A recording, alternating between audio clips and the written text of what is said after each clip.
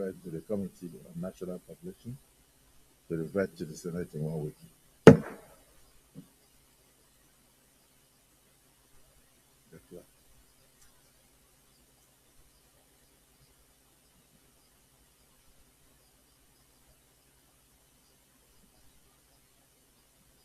Leader of the Senate. Mr. Senate President, lead debate on a bill for an act to prescribe the salaries, allowances, and fringe benefits of judicial office holders in Nigeria and for related matters 2024. Let's be for one.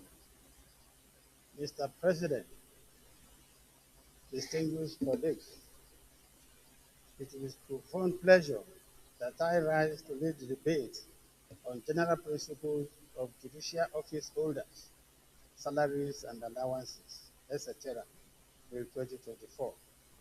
For the avoidance of doubts, this is an executive bill forwarded to the two chambers of National Assembly by President Ahmed Bola Tinubu, GCFR, President of Federal Republic of Nigeria and Commander-in-Chief of Federation, in accordance with provision of Section 58, Sub 2 of Constitution of Federal Republic of Nigeria 1999 as amended.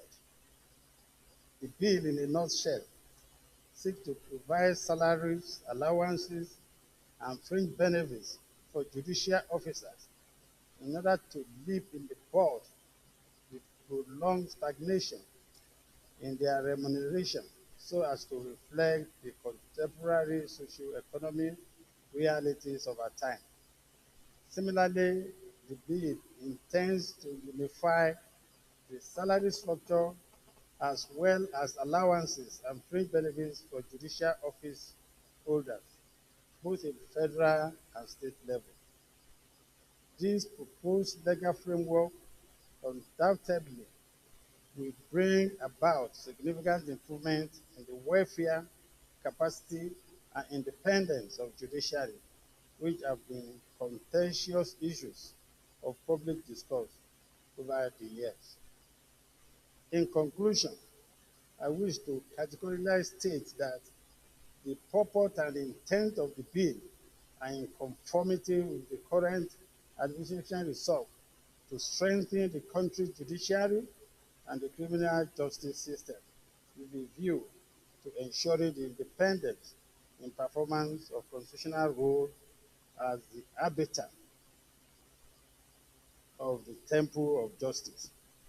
Accordingly, I implore distinguished senators to support the expeditious passage of the bill in view of its importance to the social, economic, and political development of this country. For the remuneration package, see attached schedule to the bill. Thank you, Mr. President, and my distinguished colleagues. Distinguished Senator Monguno.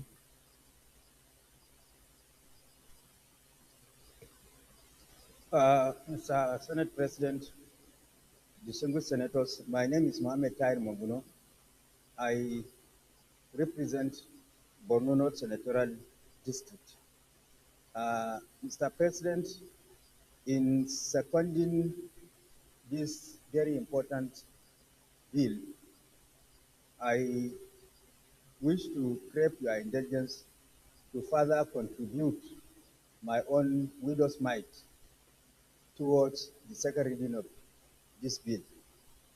Mr. President, the adequate remuneration of judicial officers is sine qua non to the attainment of an independent judiciary and by extension an egalitarian and just society.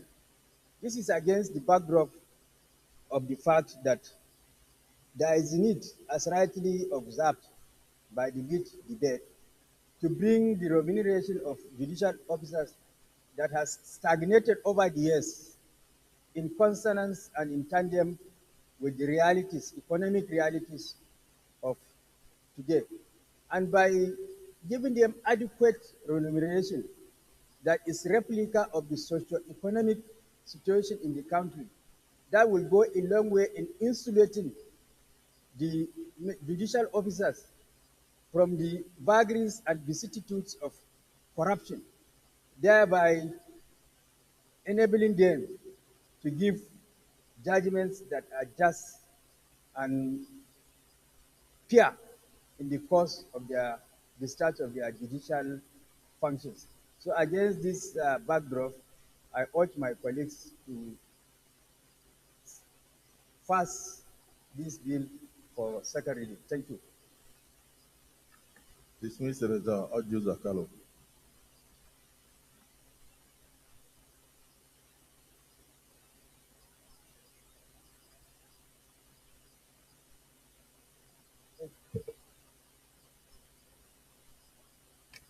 Thank you, Mr. President. Mr. President, in supporting this executive bill, I think this bill slightly came on the ninth Senate but did not see the light of the day. No right-thinking Nigeria will not think that it's good to keep the judiciary comfortable, especially those in the states. Because when you go to the states and see judiciary officers jumping in Okada and Keke, you will cry for the nation. In supporting this bill, I want to thank the executive for knowing and deeming it fit to be able to increase the salary of the judiciary at all levels. They didn't just say the Supreme Court or Court of Appeal or this, both to the state and the appeal courts in the states. I want to also caution that now they have comfortable salary. They should face to give Nigerian people justice, which they demand. Mr. President, this is how it should be. We should not only stop in the judiciary, we should also look at other sectors of the economy. People's salary, because of cost of things in the market today, is so high. We should encourage the executive as lawmakers to bring more bills to other sectors of the economy so that they can also enjoy the increment. Thank you, Mr. President. Dismiss Senator Odende. Thank you, Mr. President, my dear colleagues. I also stand to support the second reading of this very important bill. I want to thank Mr. President. My name is Senator Emmanuel Memga Odende. I represent the good people of Benue Northeast. So one will notice that for the past 15 years, judicial officers have remained on their meager salary without successive government didn't do anything at all. This, if you, as a lawyer, when you meet them, interact with them, you notice that their morale is dampened. And certainly, with the dampened morale, performance will also be dampened. And so I would stand to support this bill because there's a quantum leap in the emoluments of these judicial officers. And it's very important for their performance. I urge my colleagues that all of us should support this bill, that it be accelerated, be given an accelerated hearing. Thank you. Dismiss Senator Olare. Thank you very much, the President of the Senate and the same colleagues. My name is Olalere Kamorudin Oyewumi. I represent of West Senatorial District in Osun State. I equally want to lend my voice to this very important bill and timely because our judicial officers occupy a very prominent and very important aspect of our community. And the nature of the work they do is very exhaustive and very demanding, so they need to be regulated. However, I have one small observation. Maybe it's an omission or we need explanation on it. On part 1 and part 3 of the projected salary, the salary of the Chief Justice of Nigeria here is lower than that of the President of Court of Appeal. So maybe it's an omission or correction need to be made or explanation. But I think from what we see is from the Chief Justice of Nigeria down the other judicial officers in the state, there seems to be an error there so that it is corrected before it is finally adopted. Thank you, sir. Anybody has an answer to that? Yes, Binus. Thank you, Mr. President, distinguished colleagues. Binus Yaro, Adama South. The point he's making, I think if he studies the schedules properly, he will see that for the Chief Justice of Nigeria, the very first item, motor vehicle fueling and maintenance, TVP to be provided, zero allocation. So in his own case, they are going to provide and fuel and maintain motor vehicles.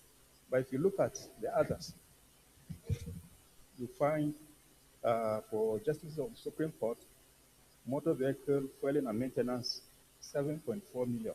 So this is actually Point of order. Order 79-1. On the order for the second reading of a bill being read, a motion may be made that the bill be now read its content, and a debate may arise covering the general merits and principles of the bill. Mr. President, at this stage, we should only debate on the merits and the general principles of the bill. We shouldn't go into the nitty-gritty of the bill. That will be done in the later stage of the process of the bill. So this matter shouldn't be discussed now until it goes further, when the bill goes to the next stage after the second reading. I so submit, Mr. President. Point of order is sustained. Yes, sir. Is there anybody that is opposed to this bill? No, if there is anybody, please raise your hand. Is there any senator that is opposed to the bill? Yes, so distinguished Senator Oshomole, you are opposed to the bill? No, but if you are opposed to the bill, if you are not, if you are not opposed to the bill, it means you have concurred with the speakers. But if you are opposed to it, then you go ahead.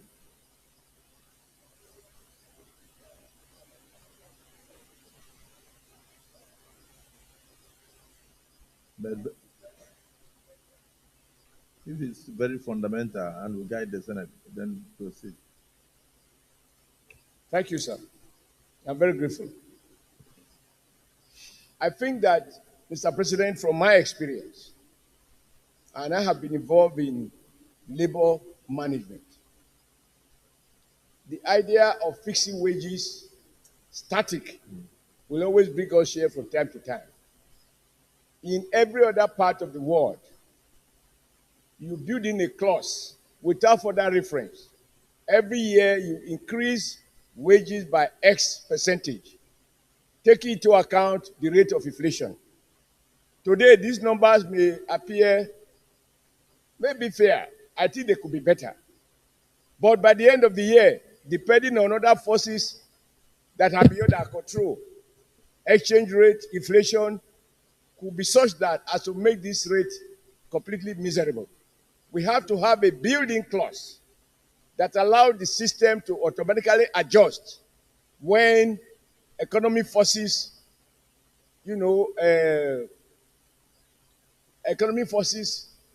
reduce the real value. Because the problem we face is that by the time we passed the budget last year, at 750 naira a dollar, the overall cost of living compared to what it is today is totally different. So, because lawmaking shouldn't be every day, the issue of salary administration need not be brought to the parliament for debate. So once we fix it, we then have a clause that says, provided that every year,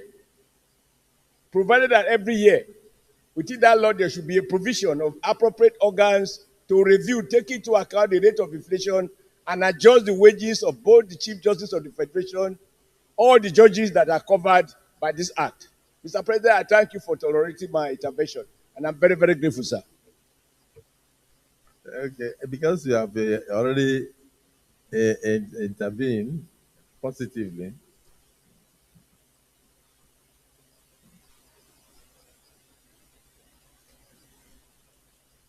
the Deputy Senate President has already pointed out that we must not go into the nitty-gritty. However, if you look at the bill by Section 4, it says the power of the President to vary the schedule of this act. The President may, upon the recommendation of the Commission, from time to time, by order published in the Federal Gazette, vary the provisions of the schedule to this act.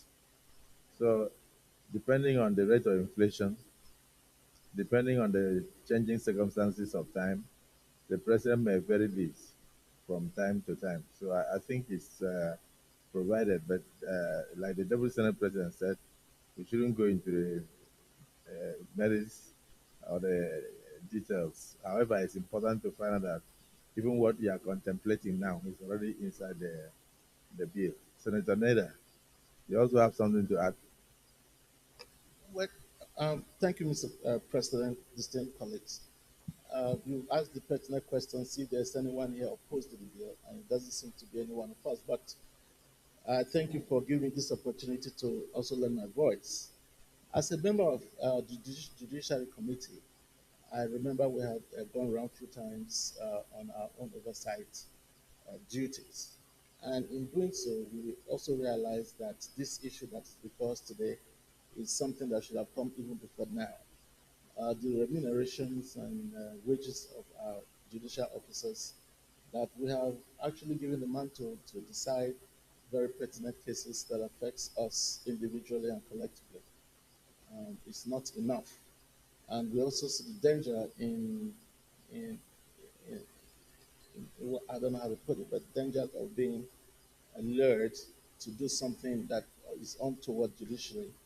And so having this be before us and us, everyone supporting it for the increment, I think it's a good thing, and it will very well help to stem this in any way or shape that it may confront that. So I urge my colleagues as well to please let us all support this bill and using the word of our friends in the speed of light, so that at the end of the day we would have done this judicially. Thank you, Mr. President. Thank you. Senator Abamoro, even if you are not opposed to it, just intervene. Thank you, Mr. President. I think you appropriately read my mind when you said, even if I'm not opposed to it. Certainly, Mr. President, distinguished colleagues, I am not opposed to this bill. But I think that, given the comments that have been made so far, it is germane that we make some inputs on the support for this bill. Mr. President, if you have noticed the mood of the nation in recent times, and particularly those of us who have had the misfortune of going through the crucibles of judicial engagements, you will agree with me that we should lend our voice and support to Mr. President in picking up the courage to present a bill that will review the salaries and allowances of our judicial officers. As they say, the judiciary is the last hope of the common person. And given the circumstances in which we find ourselves, the inflationary trend, the exchange rate variations, and the rest of them, it is only fair that we make the job of the judicial officers very comfortable to avoid the temptation, as Nigerians usually say, of going behind to accept temptations of bribes and rest of them, which may not be in the interest of dispensation of justice. And so, Mr. President, I think that this bill at this stage is merely for uh, adoption for a second reading. And so if all of us support here that the bill be read a second time, I think the nitty-gritties of what is here, even upgrading some of the items that are here because of the current economic circumstances will not be out of place. But that is another stage of consideration of the bill. And so I support this bill, but with some little advice here that ordinary Nigerians and workers are also going through the same economic situation that judicial officers are going through, even though their own is more potent at this moment now for consideration. And so I will urge that Mr. President should carry on with his level of magnanimity and consider a review of the wages of also other workers so that all of us will be happy, so that no section of the Nigerian population is happy and the other is not happy. I think that Mr. President is on the right track, and we should all support that this bill be read the second time. I so submit, Mr. President. Yes, I thank the minority leader for the conclusion that the president, Bola Ahmed Tinubu, GCFR, is on the right track, and that this is a step in the right direction, something that has not been done in over 15 years. So let me give an opportunity to the Deputy Senate President to lend his voice. Thank you, Mr. President. Barrow Jibrin Kadonot. I stand to join the Senate President to applaud Mr. President, President Bola Ahmed Tinubu, for bringing forward this bill. This is very, very, very important, and he has done well, not only for the judiciary, but for the entire nation. Mr. President, by the nature of judicial officers, they don't agitate. They cry in silence. They don't speak out. Where my brother, the minority leader, was saying, other workers can agitate. They stage protests, and so on and so forth. But the judicial officers don't talk. They cry in silence. Now, the president of the country has spoken for them. What he did is something that should be applauded, and we're applauding him here. Because a country that doesn't take its judiciary in a very important fashion, is doomed. And when you want to take judiciary seriously, you must also take the remuneration of judicial officials seriously. That's very, very important. And this is what he has done now. The argument has been stagnated for several years. And they've been crying in silence, not coming out to agitate that there should be a review of their remuneration. And now the president has done so. I remember in the Fourth National Assembly, we stood by them and made sure, the National Assembly stood by them and made sure their budget was brought to the first line charge. They didn't agitate for that, but we saw reason. We said, look, it's very, very important to make sure that they had their, what they wanted to operate in their coffers rather than going cap in hand looking for money. Because at that stage, at that period, they didn't have that opportunity of having, their budget on the first line charge. So they were always going around to get money to operate, and that is dangerous for the system. Very, very dangerous. When you allow judicial officers not to have money enough as their remuneration, that gives room for some things that may not be palatable to the system. But what the president has done now is something that should be applauded for doing so, and we should give him more support to continue to work on this kind of in this trajectory for the good of the nation. So, Mr. President, I join you and others to commend Mr. President. I so submit, Mr. President. Well, they say that it's important that we all commend the president, support this bill without review, and this is definitely a bold step and a step in the right direction. So since there is no senator who is opposed to it, I think we should go straight into putting the question. Those in support that this bill be now read a second time. Say aye. Those against, say nay. The ayes have it. Clerk of the Senate. Mr. President, distinguished senators, a bill for an act to prescribe the salaries, allowances, and fringe benefits of judicial office holders in Nigeria and for related matters 2024, SB 419, second reading. Distinguished colleagues, a bill for an act to prescribe the salaries, allowances, and fringe benefits of judicial office holders in Nigeria and for related matters 2024. Second reading taken.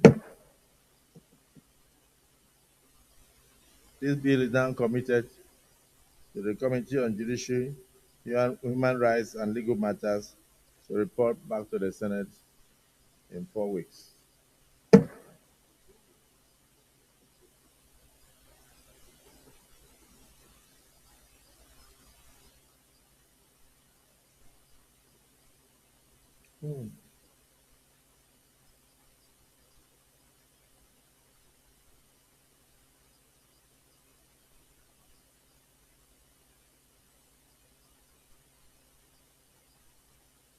Leader of the Senate, introduce the order of the day.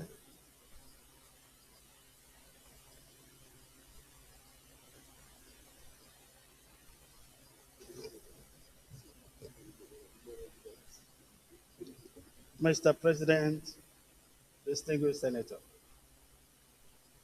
the second order of the day, the second reading of Federal Orthopedic Hospital Management Board Act,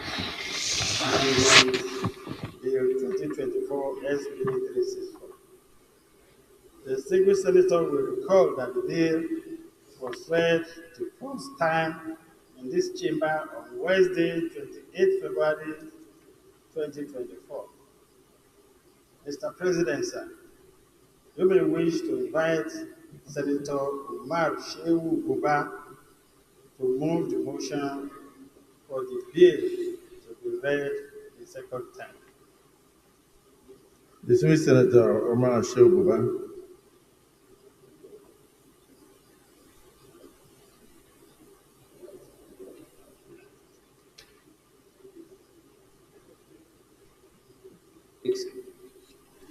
My name is Senator Shehu Umar, representing good people from Bauchi South and from Bauchi State, Mr. President. Mr. President, distinguished colleagues, the lead debate on the bill for an act to amend the Orthopedic Hospital Management Board Act 2004 to provide for the establishment of Federal Orthopedic Hospital for the Bauchi State, Bill 2024. Mr. President, distinguished colleagues, I want to sincerely thank you for giving me the opportunity to lead the debate on this very important bill. You may recall that this bill was read for the first time in this House of Chambers on Wednesday, 28 February 2024. Mr. President, distinguished colleagues, this bill seeks to establish the Federal Orthopedic Hospital for Bauchi State. The establishment of this institution is informed by the importance of fair health for patients' health. Orthopedic is a specialty hospital. Orthopedic is the specialty of medicine that is concerned with the musculoskeletal system. This system is responsible for many important functions, including running, jumping, swimming. Despite the importance of maintaining a strong musculoskeletal system, most people don't give it much consideration, which inevitably leads to health complications as people age. The Federal Orthopedic Hospital, when established, will offer comprehensive orthopedic care for joint replacement, fractures, joint pains, sport injuries, arthritis, and other injuries and conditions, in addition to minimally invasive and advanced surgical procedures. It will also offer a new approach to health care that focuses on compassionate, personalized attention for every patient and the very best specialist and advanced treatment in the orthopedic field. This bill is a response to the cries of my constituents, especially those in densely populated areas who daily watch helplessly their wards, sofas, pains due to lack of well-equipped orthopedic hospital. The bill seeks to amend Orthopedic Hospital Management Board Act 2024 precisely the second schedule to the Principal Act by inserting after the existing paragraph 3, new paragraph 4 as the orthopedic hospital to Bauchi State. Mr. President, distinguished colleagues, Nigeria is densely populated with over 250 million people. With a report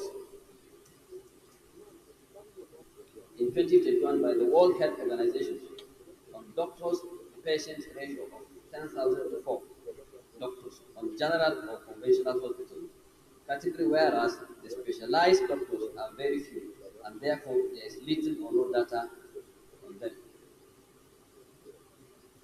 Equally, this is a country that is plagued with relative poverty and exceedingly high burden of disease, which include but not limited to the orthopedics such as musculoskeletal disorder, spine disease, cancers, tumors, congenital defects that are suffered by many citizens without adequate care. Orthopedic is a specialized area of medicine that is concerned with musculoskeletal system that is responsible for many important functions, including joint replacement, fractures, joint pains, sports injuries, arthritis, and other injuries and conditions. Regrettably, distinguished colleagues, one of the 5 common orthopedic conditions in Nigeria is accident. Nigerian roads are still a sorry state, particularly in the northeastern part of the country, especially in the hinterlands. In effect, accidents are recorded in Bauchi State in particular and the northeastern states in general, whereas lives are lost and deformities encountered due to the unavailability of specialized orthopedic hospitals in the state and the region or zone. Mr. President, distinguished colleagues, the Federal Orthopedic Hospital of Bauchi State, when established, to provide services such as diagnosis and treatment from traumatic events such as falls, car accidents, sport injuries, and other emergencies. It will also bring healthcare closer to the people at reduced cost compared to private hospitals, and also will drastically reduce the health tourism to other countries, drive and stimulate economic growth, foster intra-regional integration, create employment opportunities, attract medical tourism, among others. In addition to the above advantage, it will deter patients from patronizing traditional bone setters who enjoy patronage in the absence of a specialized orthopedic hospital. The proposed orthopedic hospital, if established, will be affiliated to the general hospital that is well built, has existing and top-notch states of the art facilities.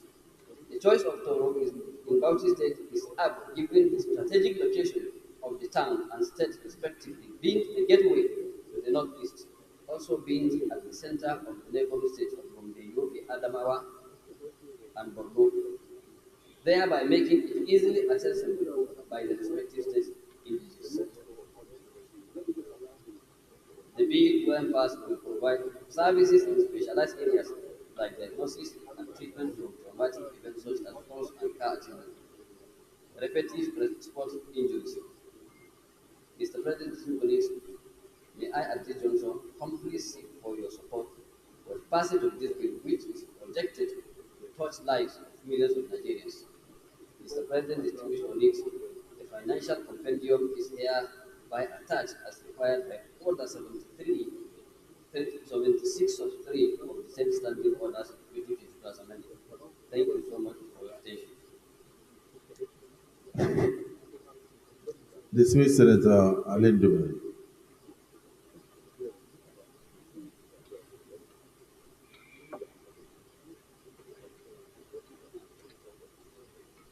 Thank you, Mr. President, and distinguished colleagues.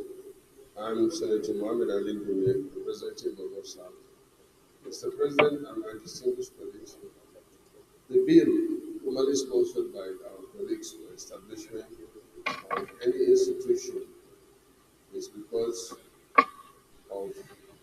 need to have such institution in our various constituencies.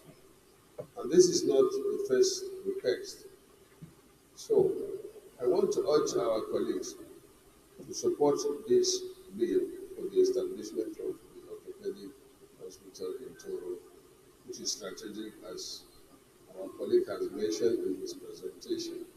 So, Mr. President, I'm appealing to you and our colleagues to just allow this bill pass through the second reading.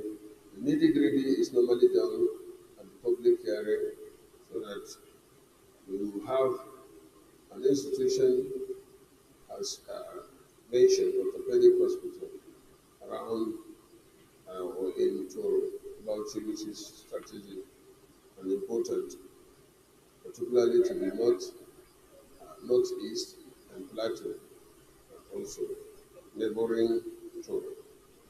So I want to commend the sponsor of the bill and also to urge our colleague to to support this bill to go through the second reading. Thank you. Distinguished Senator, good day. Thank you, Mr. President. I am Muhammad Oboje, representing the Central and State.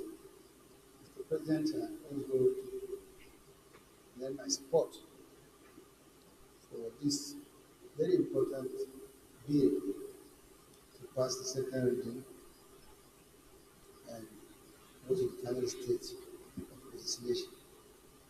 The need for the orthopedic hospital, additional hospital is very apt and is very relevant, because for now, in the whole of the Northeast and neighboring control states, there is no single functioning orthopedic hospital. The only one I remember was approved in the 9th Senate, the one for Jalingo. The law has been passed, but they have not taken up. So all cases still, you notice, all cases still we still go to the well-known popular hospital in Kano, Dala. Any small thing that happens to the regarding bond is back to Dala, or you go to the traditional bond setters who are patronized not because they are the best, but because there is no option. Because those people can afford even the transport cost, say from Jalingo or from Yola or from, say, Goza to Kano. So I think it's very important if one just tell you to go a long way and alleviate the suffering of our people. For this reason and other reasons, Mr. President, I ask my colleagues to give expeditious passage for the second reading of this bill that was heavily established in Toronto. And I want to thank my colleague, Senator Shoguba, for bringing forward this very important bill. Thank you very much, Mr. President. Distinguished colleagues. Distinguished Senator Kayla, as well.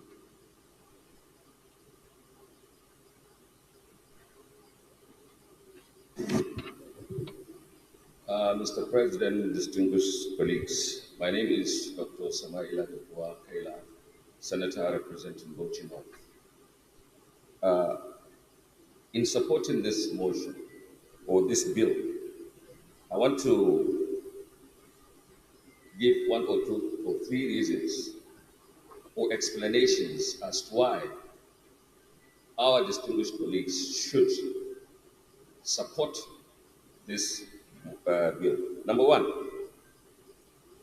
orthopedic hospitals, since in the 60s, the government or the federal government of the 60s realized that other people, other governments that are offering services in the healthcare cannot offer orthopedic services, and that is the reason why in the 60s the federal government established 3 hospitals, one in Dala, one in Ibobi in Lagos, and the other one I think is in Enugu. These are the 3 hospitals that are saddled with the responsibility of taking care of orthopedics hospital cases in the country. Why? The reason is very simple. Number one is the cost. Orthopedic cases are very expensive. Number two, the duration of stay in the hospital is very, very high. The average stay in a hospital is about 5 days, but in an orthopedic case, it's not less than 2 months. So whoever you are, by the time you stay 2 months in a hospital, there is no way you will be able to afford that service. And the third one, which I think is very important for us to really understand, is those people that are more likely to have orthopedic cases are exactly those that cannot be able to pay. It is not people that are riding in their jeeps or in their beautiful cars or in private jets that are having orthopedic hospital cases. They are the laborers, the common man that are doing all the jobs for us. Those are the people that are more likely, in the large percentage of the orthopedic cases, they are the ones. So we have to do something to expand. I don't know whether another, apart from the three, more are established, but I believe from the 60s to date, Nigeria has grown population-wise exponentially. So if we can have an orthopedic hospital in each zone or in each state even, I don't think it will be out of place. I thank the mover of this very important motion, my colleague, my friend, my brother, Sheikh Uba. Not only because he has done a very good job, but because we are proposing the hospital to be established in Bauchi State and in Toro local government. I want to also emphasize that Toro local government is about the largest local government in the whole of the country. This is a fact. Thank you, Sheikh Uba. Thank you, Mr. President, for allowing me to say a few words. Distinguished Senator Garba, Chairman Compliance.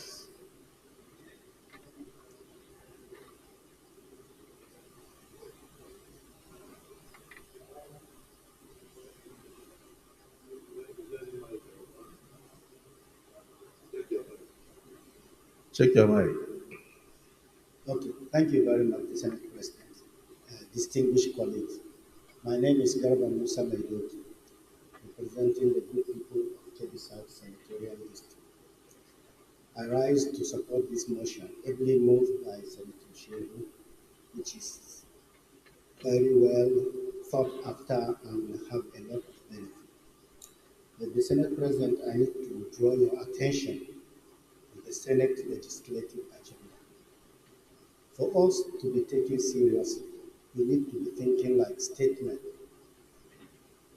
We know the deficit that exists in this country, and we must be seen to be fair to every part of this country. I think the Senate needs to come with a comprehensive proposal of how infrastructures can be shared between the different states and the different regions so that each region is given some attention. We have gone through the routes. We've set up a committee, and you have seen how dilapidated most of those roads are. And now for the Senate to come with a blueprint on how it will help it. If we keep submitting bills or motion bit by bit, knowing the financial constraint that this country is attached to, is experiencing, I think we will not be doing justice to ourselves or to this country. We've already heard that a bill has been passed for Jalingo, the same orthopedic hospital, Jalingo, and it has not taken off. So I would have thought we would investigate why this thing has not taken up, if that will make this issue satisfy the same craving. Otherwise, every one of us distinguished senators and colleagues will have the same problem in our colleagues, and we will be looked upon as if we are not representing our people. I have nothing against providing facilities, amenities to Nigeria. I am all for it. But let's be sure of what we can support financially so that it will make meaning, so that it will not be just motions.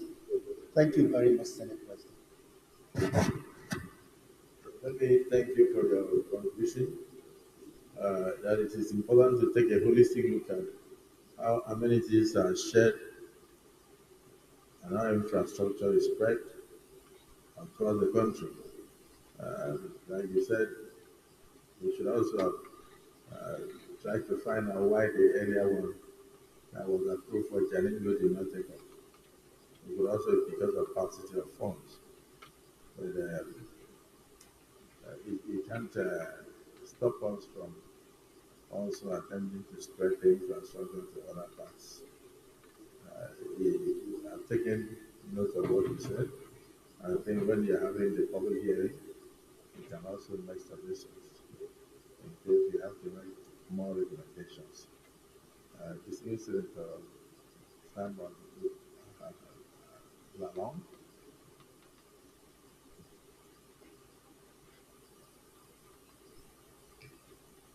Thank you very much, Mr. President, distinguished colleagues. Simon Lalong, representing Batu South.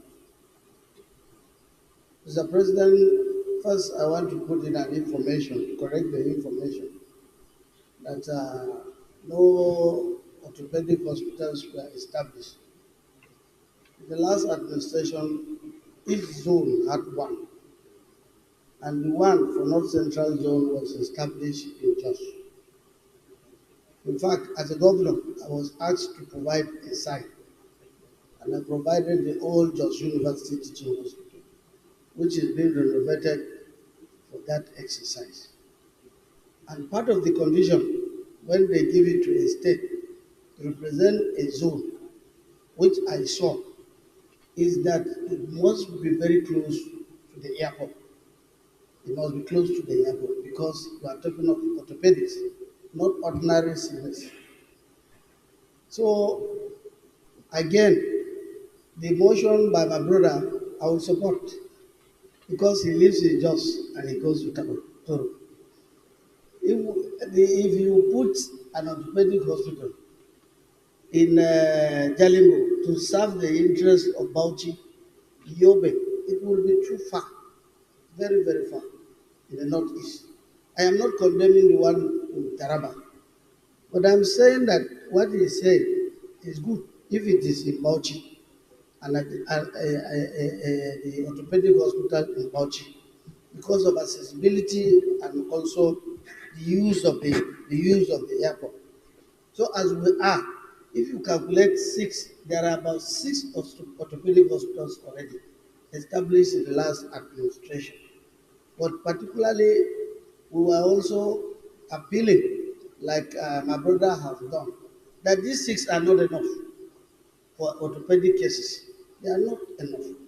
Because even if you go to a place where you have orthopedic, you see people from different places, different states coming together.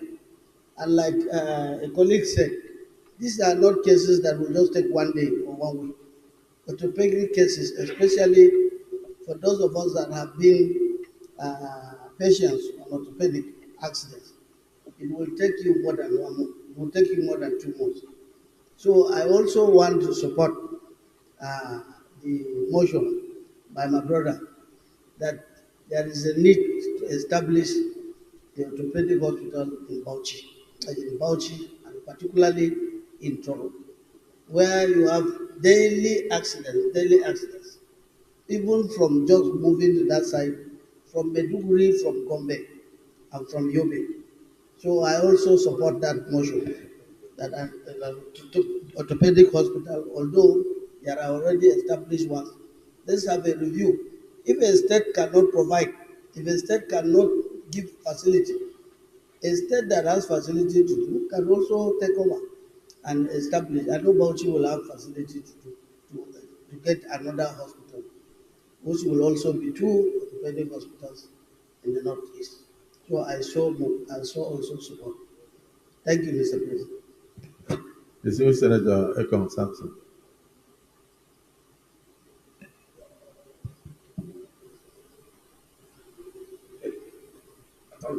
President. My name is Ekom Samson, Akwa Ibom South. My position, and I think that reflects that of my constituents, is that we need to do more for our health care system.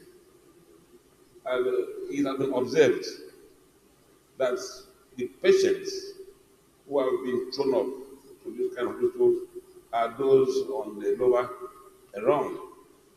And that includes a number of our workers. My colleague did not mention footballers. This country is a country of footballers. A number of them who could have done even more for the country need this type of attention. So I think it's not too much to have more of these facilities. I need one in my state. In fact, I know that the SP needs one in his constituency, which is a very important part of this country. So I am supportive that we need more of these facilities. The motion is well framed. I will also come up with mine for Akwa South. Thank you. When you are coming up with Akwa Ibom South, also remember Akwa Ibom Northwest. Because, like you said, the Senate President will also need one because we have a lot of footballers. And it's not true that it is for the lower rung of the society, no. Orthopedic cases can occur. Even domestic accidents, even major accidents on roads and all that. Any person who is alive can have accident at any point in time, even children in schools. So, like what Dr. Kyla observed, the gestation period for healing is mostly between 2 to 1 year, 2 months to 1 year. So it's not a hospital that people walk in and walk out. When you enter, you have entered, and you are likely to make it your home. So having many will not in any way be a bad idea. Rather, it will help to ameliorate the health situation in the country. Distinguished Senator Farahonsi, I think your community already has one. Have they started? Use your mic. Mr. President, last year we proposed amendment to the same Orthopedic Hospital Management Act 2004 to provide establishment of federal orthopedic hospital in Ogun, local government in Southeast. And this bill has passed through second reading just for the Federal House of Representatives concurrent endorsement. And then we close off the bill. So I was expecting that this bill part of the bill to be forwarded to the presidency from there. But now that the bill has not been brought forward, I renewed the opportunity of my junior brother Umar Hussein from Bauchi South that I, the Senator Francis Madam East, presented him about a year ago, or more than a year ago, and has not been forwarded to the president. Need to remind our own president, that's Senate President, not to forget the people in the cooler. Because since the ban of motorcycles and tricycles in Lagos, the influx of all the SPPs, that the use of interactions is out to other subjects, particularly in my own territorial district. You have millions of them. And the vehicles, the tricycle accident is small. So, after orthopedic hospital in Yaba, there is no other orthopedic hospital in the southwest. So we have already put this one forward. Thank the endorsement, and I will thank the remover of this. That's Senator Omar Siyara Muba. That is a job well done. So please add my own local government to this. We are serving the president as part of the second review. Thank you, Mr. President. Distinguished colleagues, let me thank all of us for our contributions to the general principles of this bill, and every person is in support that it be allowed to go for a second review. So I use this opportunity to also appreciate the man that brought this bill for us, the civil senator, Shoguban. I thank you because you are trying to spread more facilities across the country in order to enable healthcare delivery to reach the doorsteps of all Nigerians. So I thank you for this. Since there is nobody opposed to it and everybody has made very meaningful contributions to the debate, I now put the question. Those in support that this bill be now read a second time, say aye. Those against say nay. The ayes have it. Clerk of the Senate.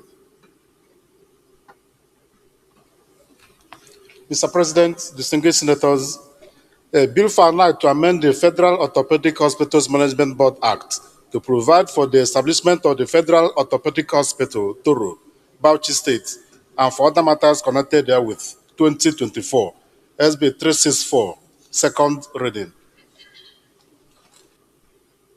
Distinguished colleagues, a bill for an act to amend the Federal Orthopedic Hospital Management Act to provide for the establishment of the Federal Orthopedic Hospital, Turo, Bauchi State, and for other related matters connected therewith, 2024, second reading taken. This bill is now committed to the Committee on Health to report back within 2 weeks. Leader of the Senate.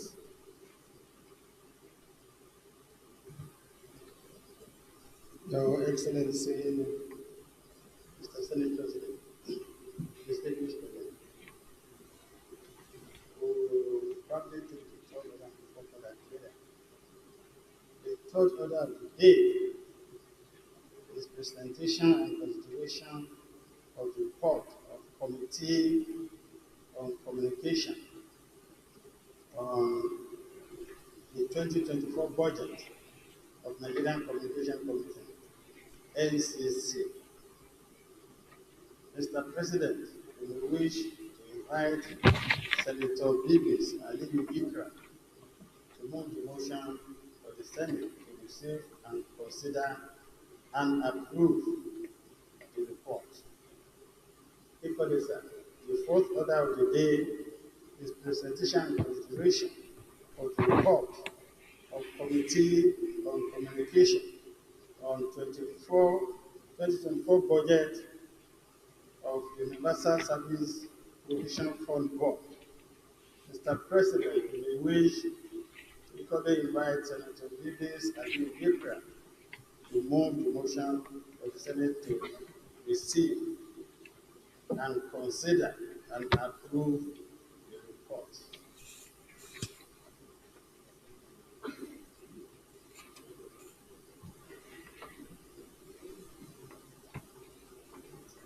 Since there is a buildings.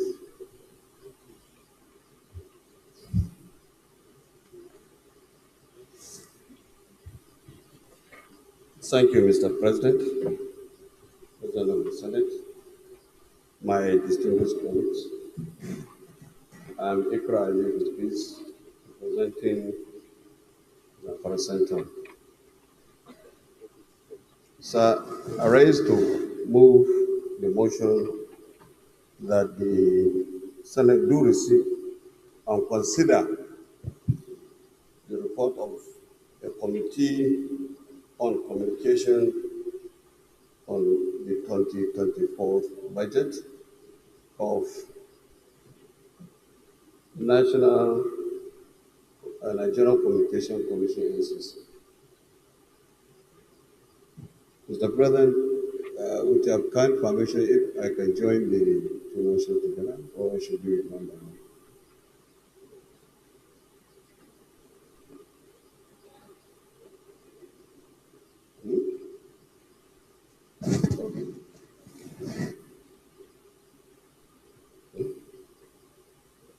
You summarize and you lay the point.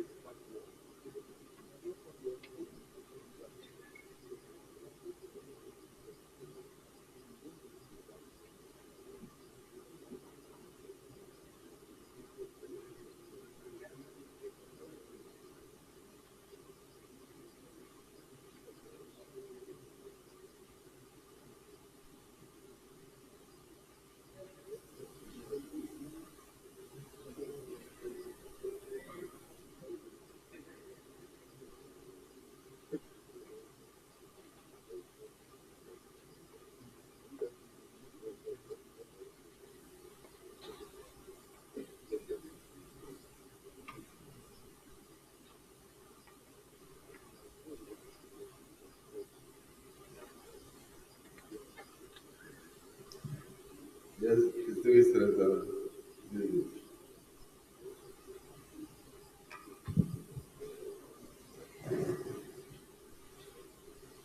Mr. President, distinguished colleagues,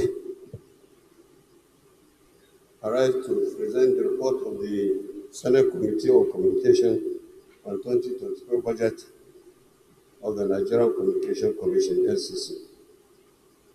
The Nigerian Communication Commission is the regulatory authority for the telecommunications industry in Nigeria, established by the. You don't have any other member of your committee? I do have. Not the president, any member of your committee can second your motion. And then after you go. Are you a member of America? Okay, go on. Yeah, move the motion. Thank you, Mr. President. Very distinguished colleague, Adeola Solomon Olamileko. I rise to second the motion that this Senate do receive and consider the report of Committee on Communications on 2024 budget of the Nigerian Communication Commission. I so second.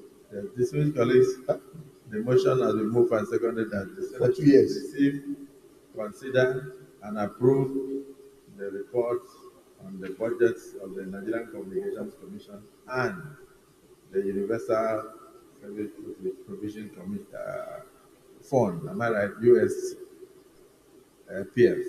Yes. Those in support of the motion or motions say aye.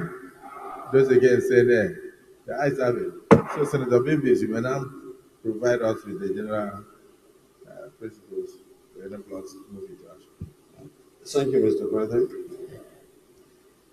Mr. President, distinguished colleagues, I rise to present the report of the Senate Committee on Communication on the 2024 budget of the Nigerian Communication Commission. The Nigerian Communication Commission is the regulatory authority for the telecommunications industry in Nigeria, established by the Nigerian Communication Act 2023.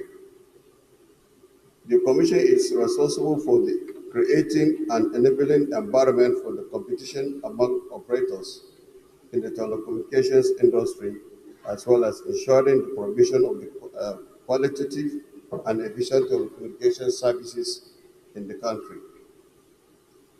2024 budget defense The committee held budget defense meeting on Wednesday, 20th March 2024.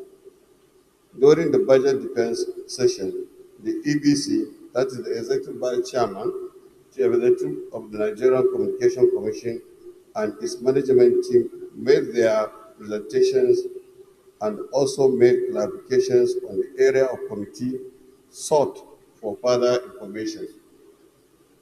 This 2024 NCC budget has been harmonized with the House of Representatives. Membership, please see page 1 and 2.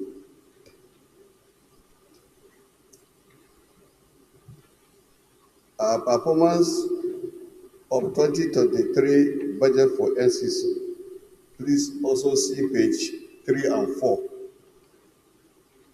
The Nigerian Communications Commission NCC budget proposal for the year 2024.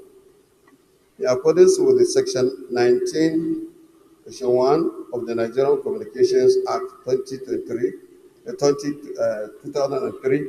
and section 21 schedule of the Fiscal Responsibility Act 2007, the Nigerian Communication Commission NCC submitted a projected revenue of 549.6 billion, out of which recurrent expenditure is the sum of 115 billion, and the capital expenditure is the sum of 18 billion. The sum of 66.7 billion is for special intervention projects, where the sum of 17 billion will be transferred to the Universal Service Provision Fund, the SCF. The sum of 332.8 billion will be transferred to the federal government of Nigeria. Summary of the framework of the Nigerian Communication Commission NCC budget proposal for the year 2024. Please see page 5. Notes on the expenditure framework.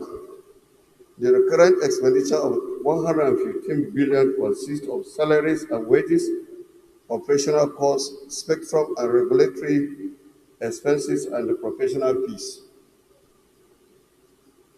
2. Capital expenditure of 18 billion consists of the Commission internal projects, which is carefully selected to boost its revenue generation potential as well as replace obsolete fixed assets. 3. Special Intervention Project SIP of 66.7 billion is inclusive of the Commission's flagship intervention projects such as strategic intervention projects, emergency communication center projects, subscribers identity management, digital skills, entrepreneurship, and digital parks. The sum of 33.8 billion and 17 billion is for transfer to the federal government of Nigeria and the Universal Service Provision Fund, respectively. So I have to bring the three. Details of the framework of the Nigerian Communication Commission's NCC budget proposal for the year 2024. Yes. Please see page 6, 7, and 8. Mr. President and distinguished colleagues, findings. After extensive deliberations on the 2024 budget for NCC, the committee observes as follows. 1. The 2024 budget for NCC was prepared to reflect the resources necessary for the Commission to keep abreast emerging technologies of the industry and set rational regulatory goals consistent with its statutory mandate. For the Commission to arrive at the budget estimates, adequate attention was paid to the macroeconomic indices prevent in the economy, which are the rate of inflation, the federal government directives on TSA, monetary policy rate, MPR, and subsidy removal, certifications of the economy through innovation technologies, and the stabilization of the exchange rate. 2. that the Commission's revenue of 549.6 billion consists of the annual license fees of 3.5 billion, annual operational levy of 135.5 billion, spectrum fees of 292.3 billion, numbering plan of 7 billion, administrative charges of 33 billion, type of approval fees of 1.3 billion, and sundry income of 400 million, federal government intervention for digital switch over of 40.5 billion, and the cost collections of spectrum of 36.5 billion. And three, that the Commission's total expenditure of 549.5 billion consists of the total recurrent expenditure of 155 billion, total capital expenditure of 18 billion, 449.6. I thought they are 549.6. Yeah, 549.6. Just correcting as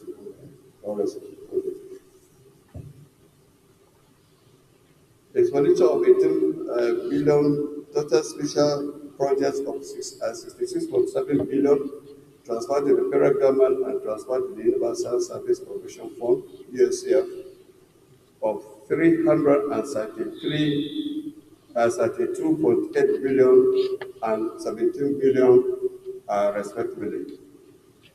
Recommendation, Mr. President, my distinguished colleagues, that the Senate do approve the sum of 549 billion, 674 million and 311,000 naira only as the Nigerian Communication Commission budget for the year 2024. Prayer that the Senate do approve the recommendations of the committee. Mr. President, I so move.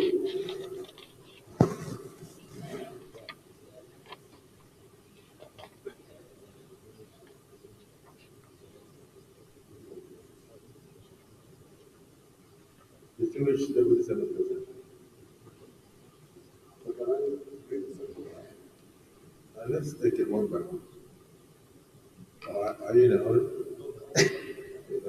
You want to lump the two agencies together? The Senate will make, the National Assembly will need to take to mesh the two if you want to make their budgets. So let's take it one after the other. Yes. Mr. President, Baron Jibril Kalaba, before I start to say my comment on this wonderful presentation that was made by the chairman of the Commission Committee. Mr. President, I commend the committee for a job well done. The entire report is well packaged and the details are made in a way that is quite clear for everyone to understand what is going on. And I'm more pleased because of the fact that the revenue is going to increase compared to what was actually what's actually got accrued to the agency or the commission last year. Last year, the actual was 448 billion, but now, due to the thorough oversight being mounted by the committee,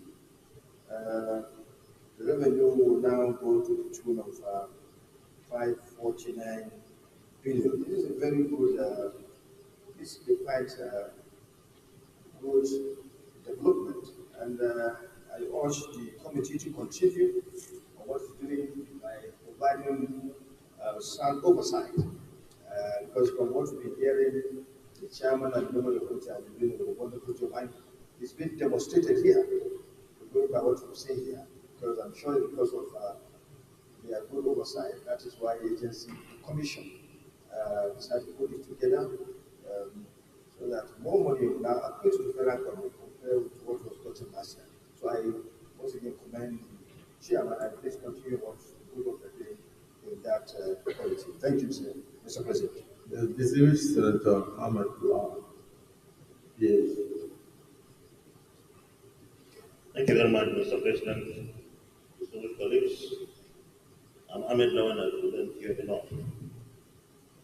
Mr. President, let me join the Deputy President of the Senate to commend the Chairman and members of the Committee on Communications for a very good job. Mr. President, I want us to go down memory lane, especially those of us that participated in the 9th Senate. There was so much argument at that time whether Nigeria was prepared to have effective and efficient electronic voting system, given the total coverage at the time.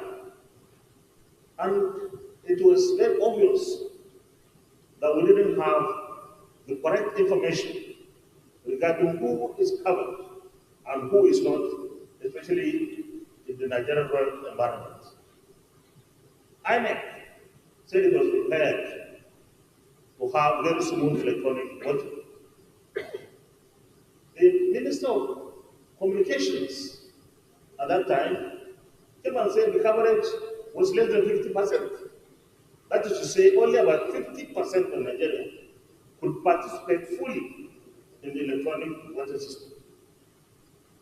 Mr. President, I am also coming, and I want you to be aware of this, from the idea of financial inclusion, because these two are issues that affect our people who are in the rural areas. Most of what we do today are online. Those who are not having access to the ICT are automatically shut out. And they're in a good number. Mr. President, I believe that the budget coming from NCC, the budget coming from CBN, the budget even from the Ministry of Finance should have focus on providing ICT access, or at least accessibility to these facilities these days for Nigerians to participate fully regardless of where they stay. Very soon, one day, we reach a point that they will say elections will be electronically conducted, and arguments will ensue again. Similarly, Mr. President, we have been having a lot of empowerment programs, especially in the last administration, coming to this administration as well, that will say you access the platform. How do they access the platforms when they have no access facilities? So this should concern us. If nothing is reflected to that effect for giving financial inclusion or coverage in the terms of access to ICT, I think we should have a deliberate way of handling this before the 2027 elections will come. And then somebody will say, well, my people are not going to participate in this. And another person who is not from his place will say, no, you have access. And we will be the people to blame. Thank you very much, Mr. President. Thank you, distinguished Senator. You know, most politicians think of the next election. So it's good that they are already alerting us. Since we had 50% coverage, I don't know whether it has improved. So the chairman, the Senate Committee on the Communications, you must also find out for us what the percentage of coverage is now. Because like he said, one day we may end up with electronic voting system. And that will have to mean that ICT has penetrated all the rural areas in the country. And arising from what you said, you see there's a lot of injustice currently being wrought on local communities, because even federal government agencies will tell you that for you to apply for a job, you have to, the portal has been open. You have to go online and apply. So how will somebody, a graduate in a community in the rural area that has no access to the internet, how is that person going to apply? How would the person even know when the portal is open and when the portal is closed? Meaning that those jobs were never meant for them. And that can also account for the huge jobless graduates that we have in many of our rural communities who are not even aware when some of these portals are open and when some of them are closed. So we must find a way around it. And the chairman of Labor and Productivity in the Senate must find a way, because we have to work closely with employing agencies to be sure that the information is well disseminated, not just on the issue of we open the portal is closed, and therefore we are shut out. As a Nigerian, you can be interviewed, you can be employed simply because you don't have internet facilities in your area. Is there Senator Kugundu? You wanted to make a decision? Thank you, Mr. President. I am Senator Austin Akobundu, representing Abia Central Senatorial District. I rise to support my chairman on this motion. This report clearly represents the painstaking efforts in scrutinizing the submissions made by NCC at the level of proposal. Clearly, all the enablers that will enhance the operational efficiency of the organization in line with their professional mandate were clearly scrutinized, subjected in terms of enhancing their proficiency before the arrival at this report. And the issues raised by our leader, the Senate President Emeritus, also comes under the purview of continuous oversight, which will remain work in progress to ensure that the spread and reach of their professional activities will be actualized over time. With all that in mind, and with this submission, Your Excellency, I urge my colleagues to support this motion and for the Senate to pass this report. Thank you, Your Excellency, Mr. Senate President. Thank you. This is Senator Olamileko.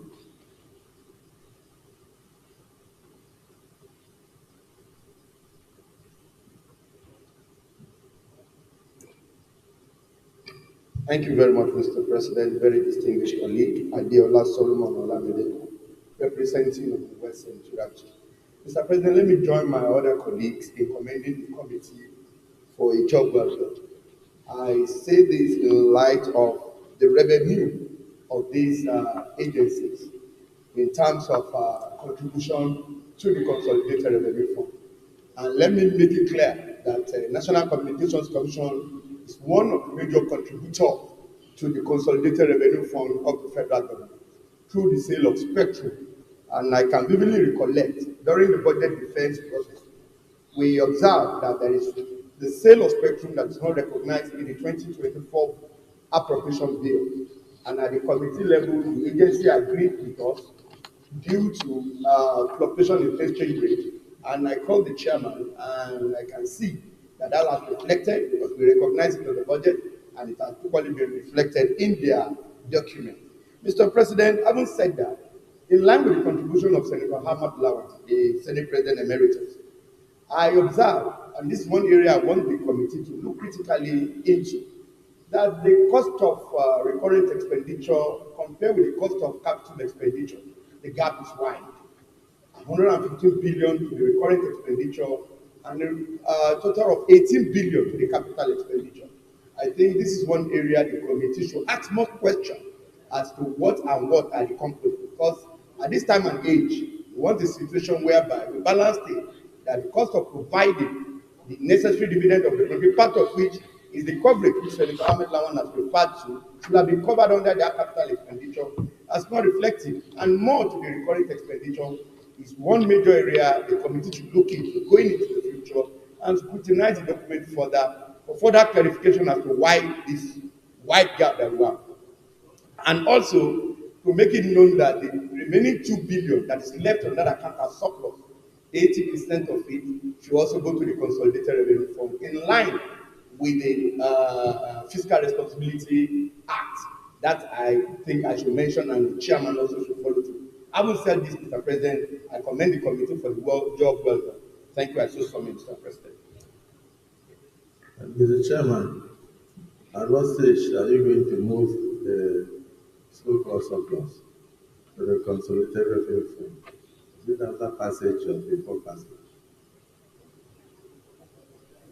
More appropriate, sir, if we can do it after the question. Because we can do it now, so that the Consolidated Revenue Fund can have point out the section and let's add it.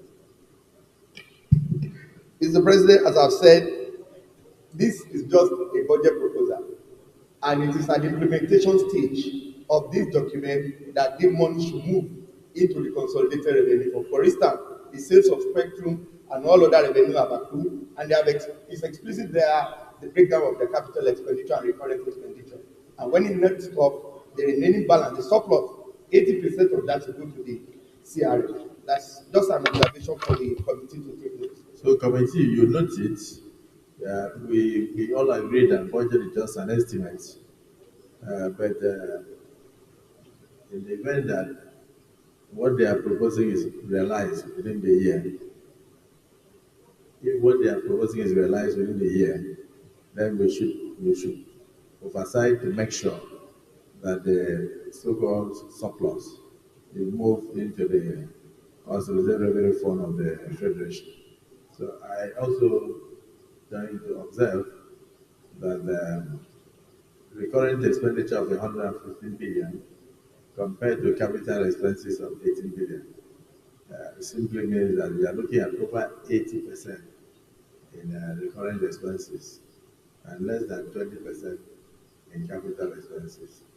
The gap is very wide, so we must look at what they are spending money on, and then they need to reduce to avoid wastages, so that they put more money in capital to allow us to have deeper penetration of the telecommunications in the entire country.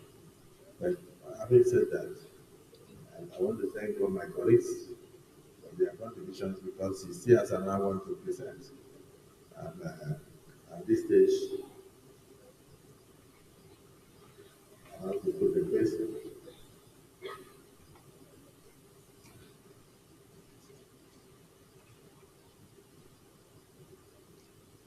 Distinguished colleagues, having listened to the presentation by the chairman of the Senate Committee on Communications and the beautiful work done by the members of that committee, which I'm particularly impressed that it is already harmonized with the House of Representatives. So the report we are having now is a harmonized report by the House of Representatives. So that's why I said I'm impressed. So we may not need to do any other thing after this. I would like to also thank all those who have made contributions and observations. So those in favor that the Senate do approve the 2024 budget of the Universal, of the Nigerian Communications Commission, say aye. Those against say nay. The ayes have it.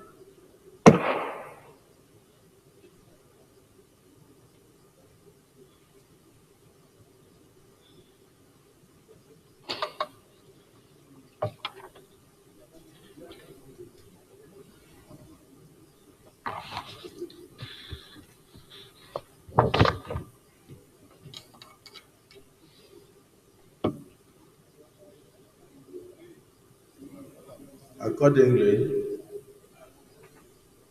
the sum of 549 billion 674 million and 311,000 naira only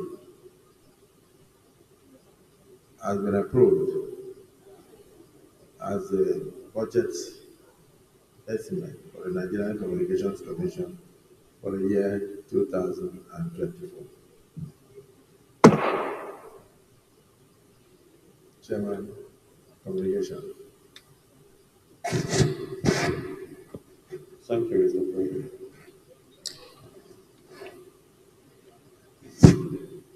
Mr. President, distinguished colleagues, I rise to present the report on the Committee on Communication on the 2024 budget proposal of the Universal Service Provisions Fund, USCF. The Universal Service Provisions Fund, USCF, is provided for by the Section 112, Section 1 of the Nigerian Communication Act 2003, to promote widespread availability and usage of network services and application services throughout Nigeria to institutions unserved and underserved areas for the underserved groups within the communities in the country. The Universal Service Provisions Fund, USCF. Any seconder? Yes. Distinguished Senator Mustafa.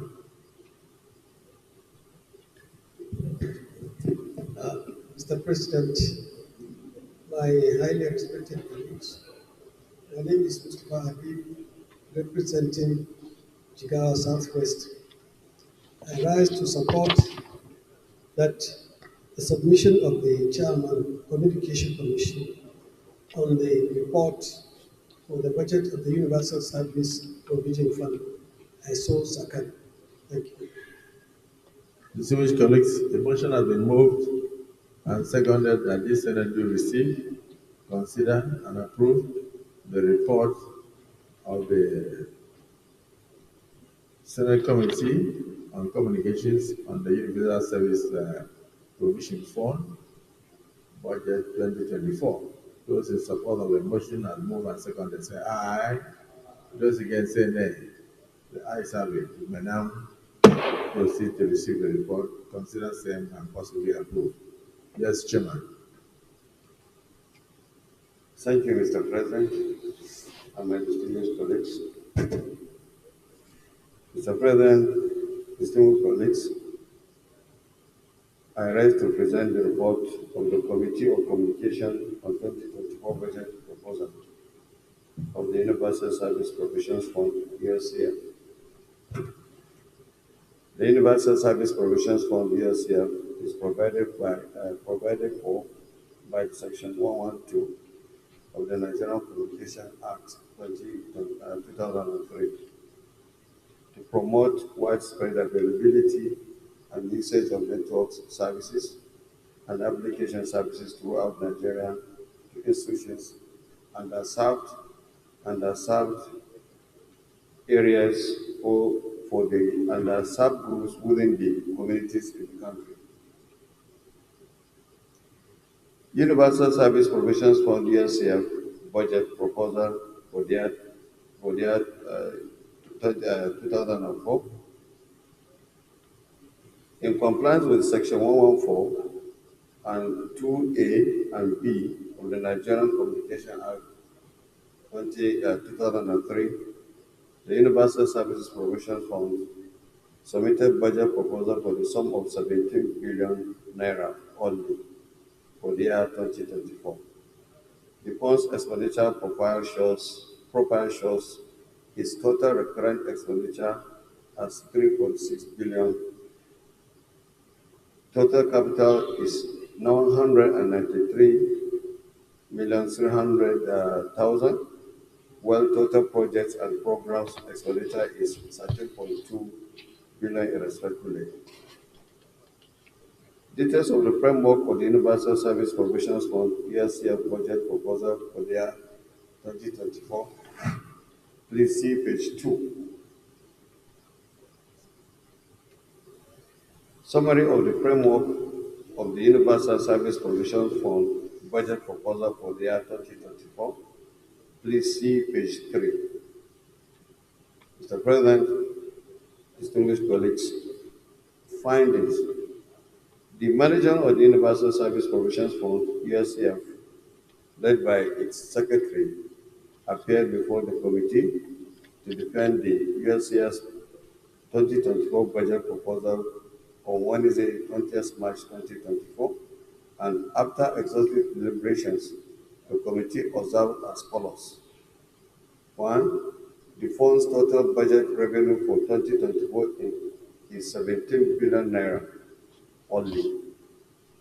2. Similarly, the fund's total budget expenditure for 2024 is 17 billion only. This consists of Secretariat's recurrent expenditure 3.6 billion, the Secretariat's capital expenditure 193 million 300. USL projects and the programs 13.2 billion.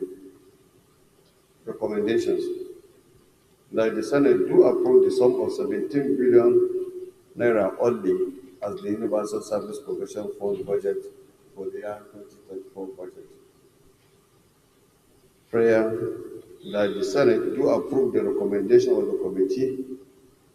Mr. President, I so move.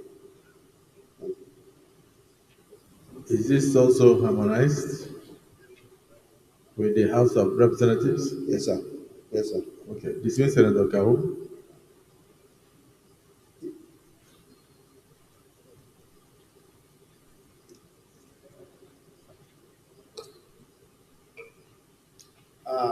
Mr. President, my dear honorable colleagues, I am Suleiman Ibrahim Kawu Sumaila, representing Kano South Senatorial District from Kano.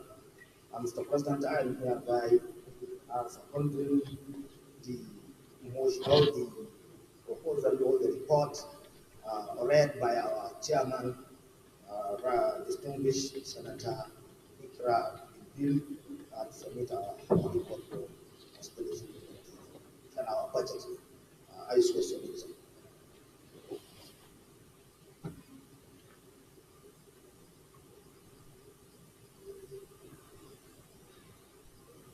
Dismiss Senator Bowman. Thank you, Mr. Senate President, for recognizing me, even though I didn't raise my hand. But I would like to contribute to the budget submitted, the report submitted by the committee. The report is straightforward, just 17 billion, and it has clearly stated the different components of the budget. The capital is stated clearly, the recurrent, and also the special capital project. In view of this, I wish to second the motion too. Thank you, sir. Thank you. Distinguished Senator Anthony Ali.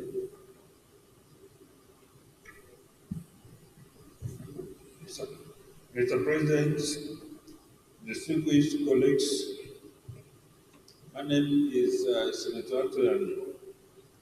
I represent the good people of Ebonyi South. I'm from Ebonyi State. I want to lend my voice to support the report of the committee on communications. We know that communication is very important to our very existence. And the committee has done very well in this their report. Like somebody already said, that is very straightforward. We recognize the importance of this Universal Service Provision Fund. My guess is that if it is implemented as proposed, it will actually promote widespread availability and usage of network services. In line with the purpose of this proposal, I fully support. My concern is that the proposal should be implemented to the letter. I so submit. Distinguished Senator Abbas. Thank you, Mr. President, distinguished colleagues. Mr. President, I think you need not to waste much time to debate this because if the NCC vote will be passed, the 70 billion is implemented as transfer to USPF. So the only aspect we look at is the expenditure of the USPF. So I think you need to waste much time, Mr. President. And I urge our colleagues to cease. Yes. Let it pass. Thank you.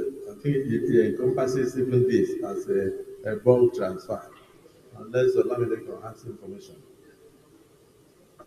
Thank you, Mr. President. Once again, Adeola Solomon Olamileko, Ogun West. Mr. President, if you look at the introduction of this document, the Universal Basic Service Provision Fund is provided for by Section 112, subsection 1 of the Nigerian Communication Commission Act to promote widespread availability and usage of network services and application services throughout Nigeria and to all institutions. So, in line with the comment or contribution of Senator Ahmed Lawan, this is the agency that is saddled with that responsibility to do this. So, in the light of this, I would appeal to the committee chairman and members to please, for future consideration, more money should be voted to these agencies with a clear cut direction that they should provide with emphasis on this widespread coverage of all the length and breadth of the rural areas as proposed by Senator Ahmed Lawan and the Nigerian Senate. That's my contribution, Mr. President. Thank you. That's actually what I was looking for. I was looking for somebody to notice that this is actually the technical department of the Nigerian Communications Commission that ought to ensure the availability of network service across the length and breadth of the country. So, looking at the amount proposed, I don't know, unless it is the service providers that provide the backbone infrastructure and they are going to just to monitor to be sure that it is done. Unless that, that's why the amount may be small. But otherwise, like you said, we should look at their work schedule and then see whether they will need more money to be able to achieve the end to go down the country. But having said that, once again, I want to commend the chairman of the Nigerian, the Senate Committee on Communications and all the members of this committee for a wonderful job done. And also, thank you that you are again bringing to us a harmonized report of the budgetary proposals and estimates of the Universal Service Universal Service Provision Fund's budget for the year 2024, which has already been harmonized with the House of Representatives. I thank all my colleagues for their contributions, and I will put the question. Those in support that this Senate do approve the sum of 17 billion naira only as the Universal Service Provision Fund budget for the year 2024 as recommended by the joint committees of the Senate and the House of Representatives. Say aye. Those against say nay. The ayes have it. Therefore, the Senate has approved the sum of 17 billion naira only as the budgetary estimate for 2024 of the Universal Service Provision Fund budget. Leader of the Senate.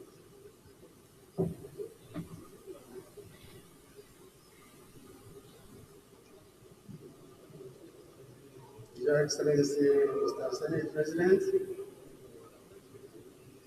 if you further undertake this presentation and consideration of the report of committees on judiciary, human rights, and legal matters, and drugs and narcotics on the National Drug Law Enforcement Agency NDLEA Act Amendment Bill 2024, HB 472.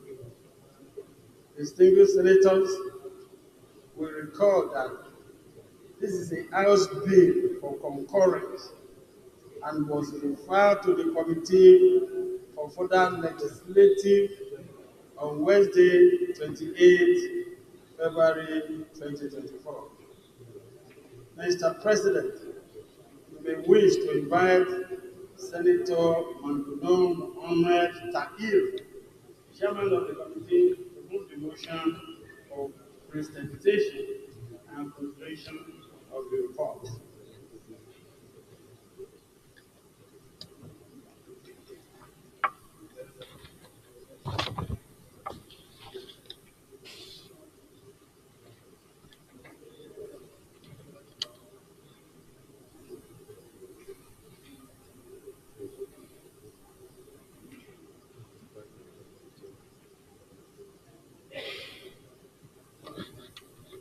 Distinguished Senator Mamburu.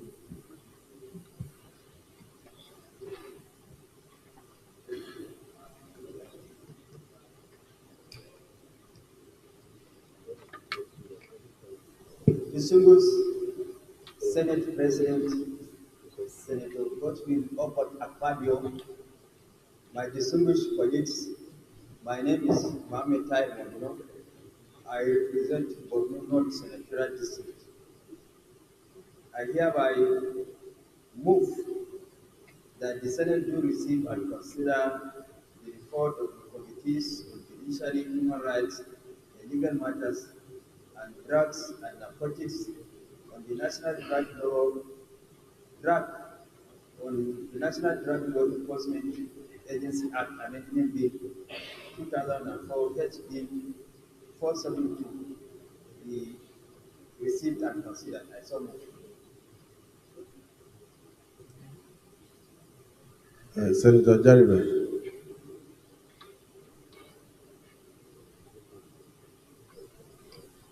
Mr. President, distinguished colleagues, I'm Senator Ibrahim.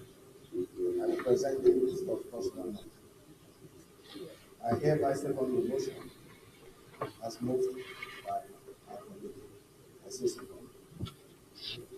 Distinguished colleagues, the motion has been moved and seconded that this Senate will receive the report on judiciary, human rights, and legal matters in collaboration with drugs, the National Drug Enforcement Agency, and narcotics.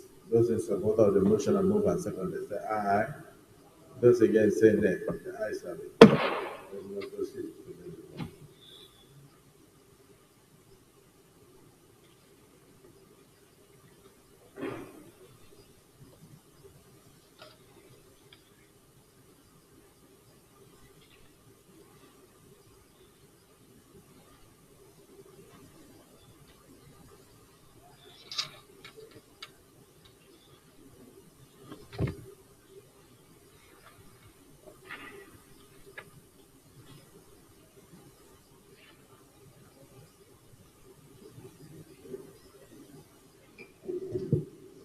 Distinguished Senate President, once again, distinguished senators, I remain Mohamed Taiman. I represent Borno North Senatorial District.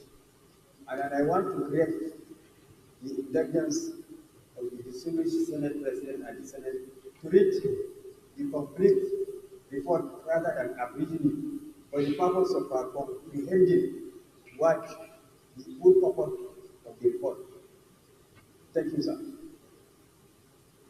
Mr. President, distinguished colleagues, you will recall that the Senate at its plenary sitting on Wednesday, 26 February 2024, deliberated on the above mentioned bill which was transmitted from the House of 26 or 28? Huh? Check it again. It's 28. Okay. We are presenting it to the Senate for concurrence. You will also report that in the course of the Senate deliberation of the bill, certain issues were raised. As a result, the Senate, in its wisdom, stood down the consideration of the bill for further legislative action.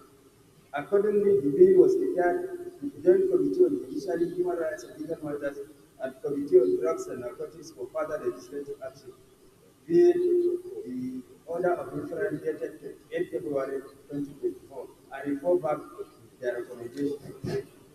Thereafter, the committee held series of meetings to deliberate on the bill and made a wide range of consultation with stakeholders, and as well carried out a comparative analysis of the bill under consideration with other laws operating in other jurisdictions in order to make a comprehensive amendment that will stand the test of time in accordance with global best practices.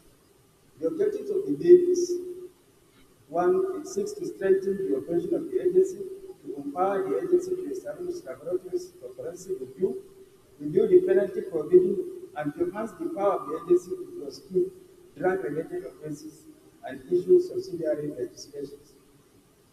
General comment. Mr. President, my distinguished colleagues, it is paramount to make a general comment on the bill, especially on the fact of classification of the offenses and penalty categorization of drug-related offenses, which are peculiar and different from other laws because of the sentences guidelines used in determination of drug-related offenses.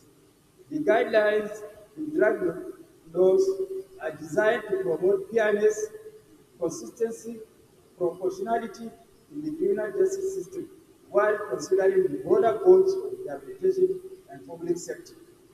It is also important to note that several variables are used in determining the penalties imposed on the suspect. This includes type and quantity of controlled substance, defendant's criminal history, intent behind drug-related activities, aggregating or mitigating circumstances such as organized crime, violence, use of offensive weapon, or indictment of minors can aggravate penalties. Conversely, mitigating factors like cooperation with law enforcement or lack of prior criminal record may lessen the severity of punishment. For better understanding of the concept of sentencing guidelines, the photocopies of the Federal High Court sentencing guidelines and practices direction is hereby attached for your guidance and information.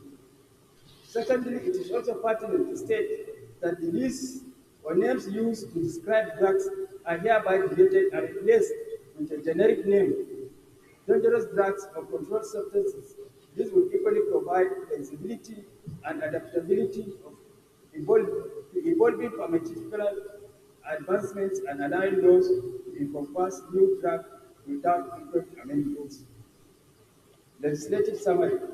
Below is the legislative analysis of some clauses of the bill under consideration that will address some of the issues raised. Clause 11. Dealing with storage, custody of dangerous drugs is amended by deleting the ambiguous word concern and replacing it with the word involved. For clarity, as the word involved conveys a broader range of activities related to storing, holding, moving, transporting, or concealing dangerous drugs or controlled substances. It encompasses various levels of participation in these activities. Clause 17.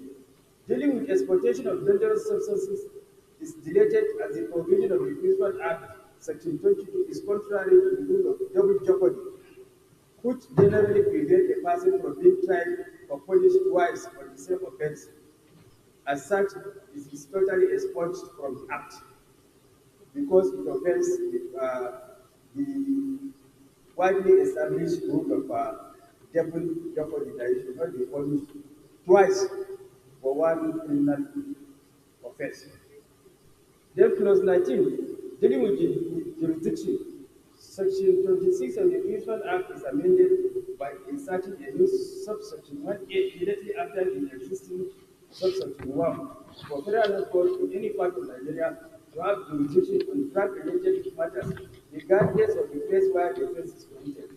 This is to allow the agency to decide on the best place for the prosecution of the suspect, bearing in mind all the facts and circumstances of the case, and for any other exigencies to decide on the best location for the trial. This is because in many cases where suspects are arrested in transit, it makes it difficult to prosecute them after they return to their state of residence. Also, where for any reason there is no judge in a particular high court, the prosecutor will be able to file the case in any division of the federal high court. Clause 49, which deals with obstruction of the agency or authorized officer in exercising its power. Such acts of obstruction is considered as a serious offense with far-reaching implications for society because it not only undermines the functioning of the legal system, but also erodes the very foundation of democracy and the rule of law. As such, the penalty for such offender has been reduced upward from 20,000 naira to 1 million naira. A steeper penalty to serve as a deterrent to others, because in most cases, it's because of enforcing the law or making an arrest. Drug-related cases is normally a attempt they organize themselves and obstruct the officers of the NDLEA from performing their constitutional mandate, their legal mandate. So therefore, there is need to impose a very steep penalty to deter them from such acts of obstruction of exercising legal powers. Then observations and findings. Flowing from the wide consultation made with stakeholders of this proposed amendment and having analyzed same in our subsequent mark-up session on the bill, the committee hereby makes the following observations and findings. That the committee, in the course of its deliberation, consulted widely and carried out an in-depth analysis of the submission of stakeholders and reflected them on the bill. That the amendment is apt and timely as aims to bolster the National Drug Law Enforcement Agency capabilities, adopt evolving challenges, and strengthen the legal framework governing drug-related offenses in Nigeria. That the amendment seeks to place the agency under the direct supervision of the presidency. This will no doubt allow for centralized coordination, policy alignment, and increased budgetary allocation. That will meet up with its mandate and contemporary realities of law enforcement and administration. That the amendment seeks to establish laboratories to carry out scientific investigation of dangerous drugs in order to strengthen its capacities to combat drug trafficking and abuse effectively, ensuring more accurate analysis, robust evidence, and informed decision-making in drug enforcement operations. That the proposed amendment aims at adopting generic name for list of any prohibited drugs with dangerous drugs or controlled substances in order to provide flexibility and adaptability to evolving pharmaceutical advancement and allowing new laws to encompass new drugs without frequent amendments. That the amendment seeks to eliminate some ambiguous word and replacing it with one that has legal clarity and precision. This ensures that the legal status are clearly defined, leaving little room for interpretation or confusion. That certainly the amendment entrenches the principle of natural justice, equity, and good conscience, and it seeks to expunge the provision of Section 22 of the Municipal Act as it is contrary to the principle of double jeopardy that no one should be tried twice on the same offense. That the bill provides upward review of penalties for most offenses. This is aimed at creating deterrent effect, discouraging potential offenders from committing offenses due to higher perceived costs or consequences. And then finally, the recommendation. Flowing from the consultation and the foregoing observations, findings, the Joint Committee of Judiciary, Human Rights and Legal Matters and Committee on Drugs and Narcotics, to which this bill was referred, having favorably considered same documents, that the Senate do consider and pass the National Drug Law Enforcement Agency Act Amendment Bill 2024, House Bill 470. Concluding, finally, we wish to use this opportunity to thank the President of the Senate and the Civil Police for the opportunity to serve in this capacity and to respectfully commend the passage of the bill to the Senate. Thank you. Thank you, Mr. Chairman. In the absence of any support, you can go ahead. Mohammed Ali.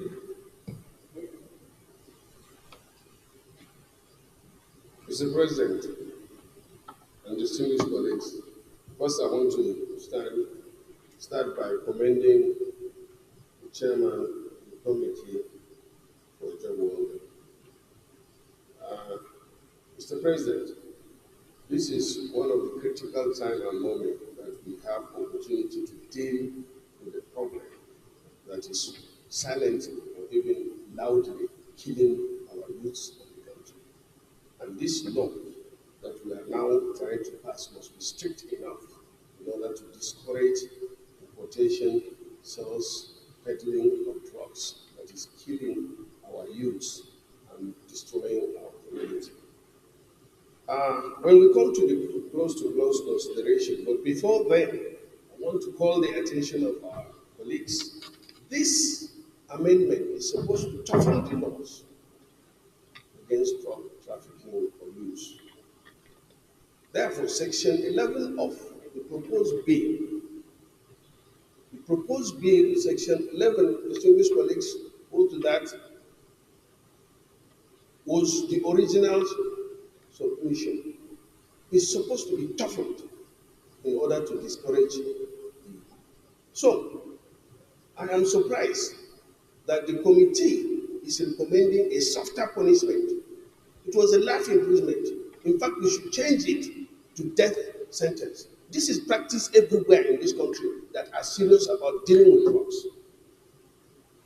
So when we come to take it close by close, please, distinguished colleagues, let's change that section 11 to read death sentence, either by hanging or whatever.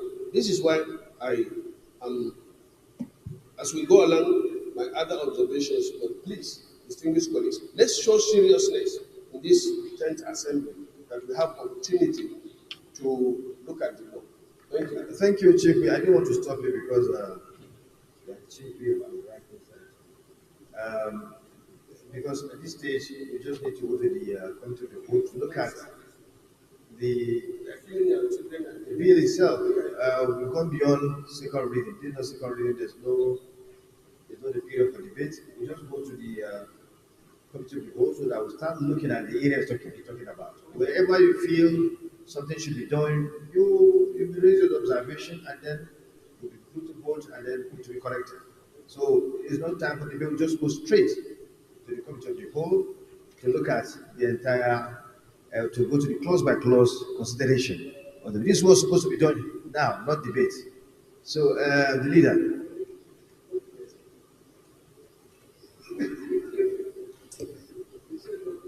Mr. Senate President,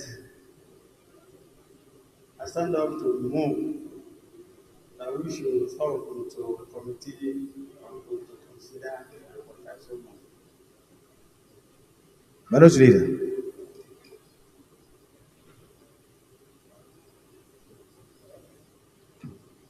Thank you, the President. I write to second the motion ably moved by the Senate Leader. As to second. Those in favor of the motion moved by the leader and seconded by the right leader, please say aye. Those against say nay. The ayes have it.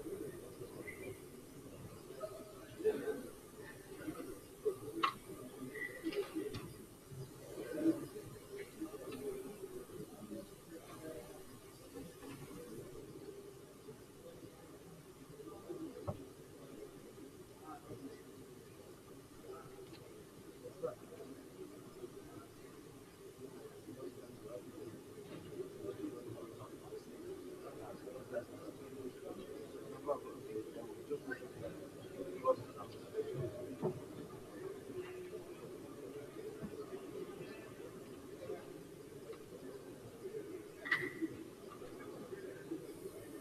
is the mic?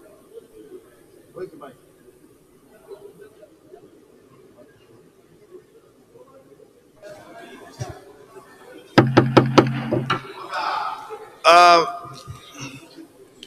My distinguished colleagues, we shall not rush this. We will not rush this process because of the sensitivity of this bill, because of the importance of this bill. We'll go slowly so that we get everything right. I will start with clause 1 and clause 2. Clause 1 and 2. Please look very well and make your observation. In the absence of any objection, we then move forward. Clauses 1 and 2. Senator Babangida saying, do you have any? You were raising your hand. This is the time you need to for an action. If you have anything, clauses 1 and 2. Thank you very much, Mr. President, for the opportunity. I think I would rather wait until we go into close determination of the report.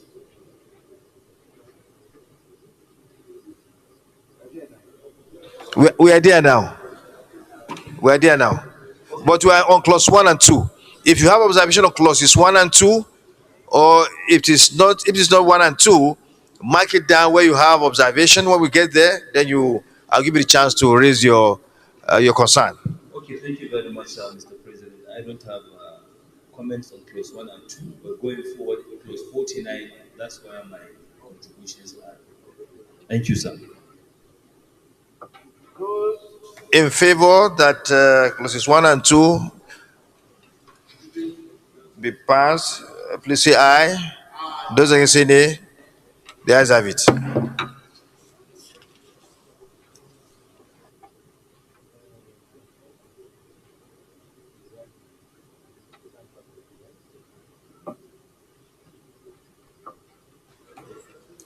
Clauses 3 and 4.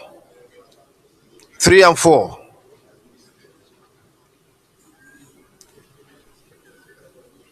In the absence of any concern or observation, those in favor that clauses 3 and 4 stand pass of the bill, please say aye. Those against say nay. The ayes have it.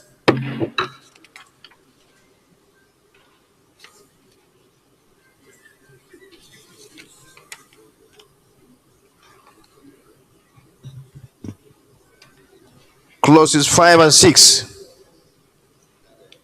Any observation? Any concern? In the absence of okay, no one. Okay, those in favor that clauses 5, 6, 7, and 8 stand as part of the bill, please say aye. Those against say nay. The ayes have it.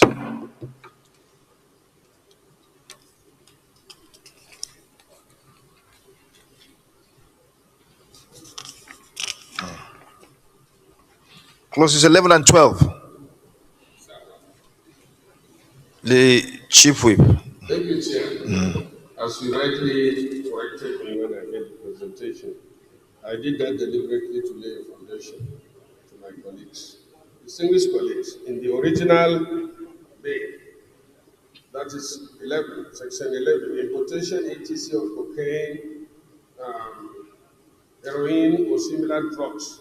Any person who, without lawful authority, A, imports, manufactures, produces, processes, plants, or grows the drugs popularly known as cocaine, LCD, heroin, or any other similar drug shall be guilty of an offense and liable on conviction to imprisonment for life. That is the original one. So since we want to amend this law to be more effective, then the punishment should be harder. So I am proposing that instead of imprisonment for life, it should be to be sentenced to death. A seconder, please. Seconder. He's so eager, I've not even recognized him. But you can go ahead. Go ahead, go ahead. Thank you very much for recognizing me. Senator Nwebonyi is my name. I represent Borno State District. Your Excellency, I want to support completely the submission of the chief in the sense that it is time to call a spade a spade. If we want to eradicate drug trafficking in Nigeria, the only way to do that is to nip it from the bud. Thank you. Those in favor of the amendment as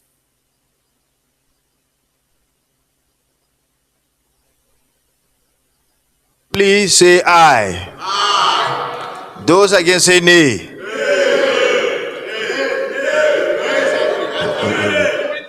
I put the question again. Those in favor say aye. Aye. Those against say nay. The ayes have it.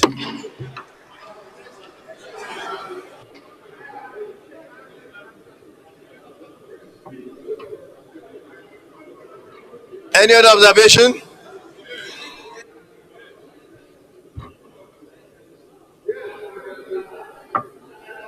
Senator Ekong.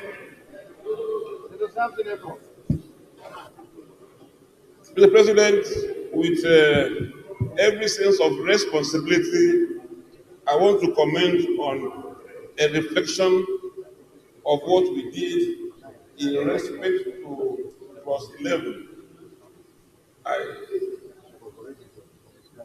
Mr. President,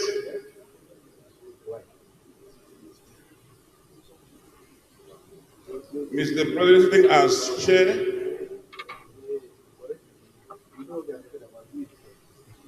with every sense of responsibility and as a patriotic Nigerian, I want to Mr. Eko, it's not time for debate. If you have any observation, you move a motion and somebody will second and then we'll move forward.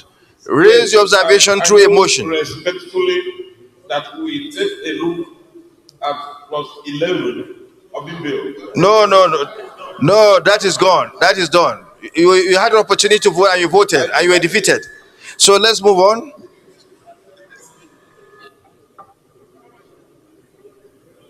Senator Adam Oshomole. Mr. Chairman, sir, when a matter has to do with life and death, we must be honest, transparent in the decision. I am accountable to my conscience and to my community. Death sentence is not a matter for a, nay, or nay. Everybody should vote so that we will be counted. When it matters, those who vote for death and those who vote for punishment. No, we cannot. We take a vote. It's a fundamental issue. We are making law here. This is not a motion. I have responsibility for any law that I made while I'm in this parliament. No, we can't pass it because I don't believe that the highs have it. It's about life and death. Right, Adam Oshomole, I think you got it wrong. If there's a voice vote and you think you didn't get the best deal, you call for a division. At that point, you call for a division, but you didn't call for a division because once the vote has been taken, you didn't call for a division, and we move out of it. So I mean, it is that is this legislature for you. So you look at your rules, and let me have the rules. Whenever there's any voice vote, and you feel dissatisfied, what you need to ask for, which is your right, is to ask for a division, and so it will be put to vote. But you didn't do that, so it's not the fault of the presiding officer. So I'm sorry, I can't help you. Sorry, sir. My former national chairman. I'm sorry.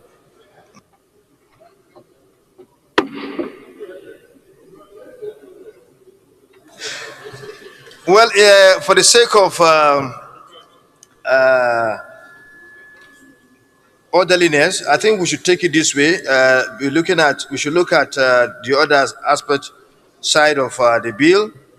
The 11 goes like this, 9. So we now move forward. Okay, clauses 12 and 13. Any concern? Those in favor that these two, the section 12 and 13 stand part of the bill, say aye. Those against say nay, the ayes have it.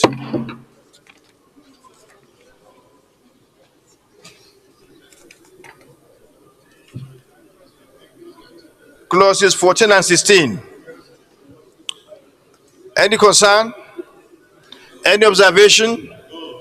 Those in favor that clauses 14 and 16 stand part of the bill, please say aye. Those against say nay, the ayes have it.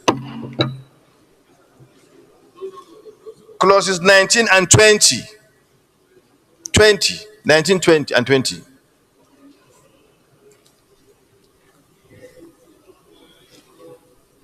Any concern, please? Let's give room for people who have those in favor that 19 and 20 stand part of the bill, please say aye. Those against say nay. The ayes have it.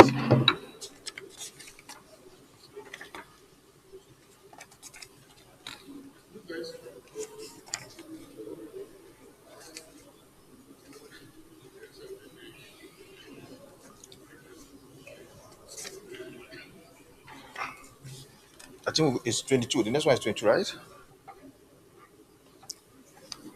Clause 20A and 22. Those in favor that these two sections stand part of the bill, say aye. Those against say nay. The ayes have it. Section 26 and 30. Those in favor that these two sections stand part of the bill, say aye. Those against say nay. The ayes have it. Section 31 and 41.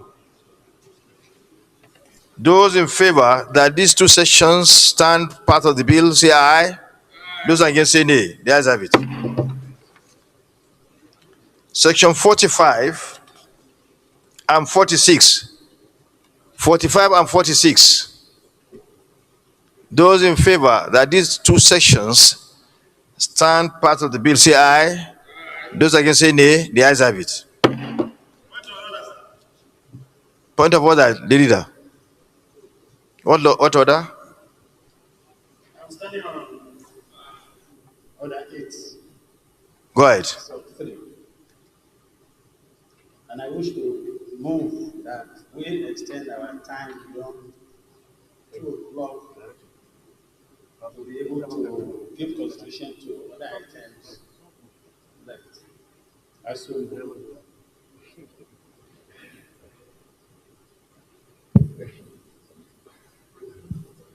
Mr. President, distinguished colleagues, I'd like to second the motion that we extend our time beyond 2 p.m. to enable us to exhaust other attempts at government. Those in favor of the motion moved by the leader and seconded by minority leader, please say aye. Those against say nay. The ayes have it. Point of what order? Order 42, Mr. President. 42. Read. By the indulgence of the Senate and the leave of the President of the Senate, the Senator may make a personal explanation, although there be no question before the Senate. The no controversial matter will be brought forward, may debate arise upon that explanation. The terms of the proposed statement shall be submitted in detail to the President of the Senate when this debate is sought. I'm sorry, we have passed that stage. Order 38 has by this Senate to take on your request to come under order 42. And besides that, when you go to the end of that order, it is clearly stated that you need to consult the presiding officer, and you have not done so. So I'm sorry, you are my friend, but I'm constrained to rule you. I have to rule you out of that. Thank you. You want to? Order. So section 46 and 49. 46, Senator Babangida Aliu.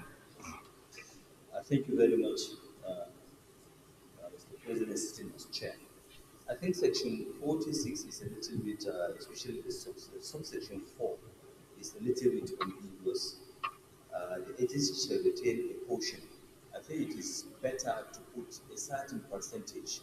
A portion can be any amount. It can be any figure. Normally, the agencies that Sorry, sorry, Senator Babangida, let me just, sorry, I refer to Order 38. Let me just read it clearly. Unless the Senate otherwise directs, I know, I just want to, just for you to, unless the Senate otherwise directs, the business of each sitting day shall be transacted in the following order: formal entry of the President of the Senate, prayers, approval of votes and proceedings, oath or affirmation of allegiance, and the oath stroke affirmation of membership of new senators elect, message from President of the Federal Republic of Nigeria, order announcement by the President of the Senate, petitions, matters of public urgent importance, personal explanation, then order of the day. So that's, I just want to refer to that so that you take note because of the future. Thank you. I'm really concerned because, as I said, you're my personal friend, so I just want you to understand that. Thank you. You can continue. thank you, Mr. President, sitting as chair. My concern is 46, subsection 4, which is the amendment. The agency shall retain a portion of the proceeds. Now, the question I want to ask, first of all, share is a mandatory word in law. Secondly, who determines the portion? I think it is important for this chamber to determine the portion of the proceeds that the agency can retain. I think it's very important to avoid any conflict or unambiguity in our interpretation. Thank you. Okay, Chairman, do you have something to say? Distinguished senators, the amendment sought to be made is very, very clear and unambiguous. It speaks for itself. It clearly states that it is governed by the Proceeds of Crime Recovery and Management Act. So, attempted to be retained clearly stated under this act. That is why this act was prepared. Whether it is APC or ICC, this act has clearly stated the percentage that is going to be recovered. That is why we didn't state the percentage under this amendment. Senator Babangida, are you satisfied? Are you okay? Thank you. If you are not okay, you can move. I'm not really. I think You can suggest your amendment, and then we'll put that to vote. I move that the committee specifically quote the relevant section and include it there. It is better. No, you make the amendment the way you want it to be, and then you move a motion so that somebody can second. May I request that Mr. President avail me the opportunity to engage the chairman? Okay. All right. Okay. Thank you. You can engage. He will meet you.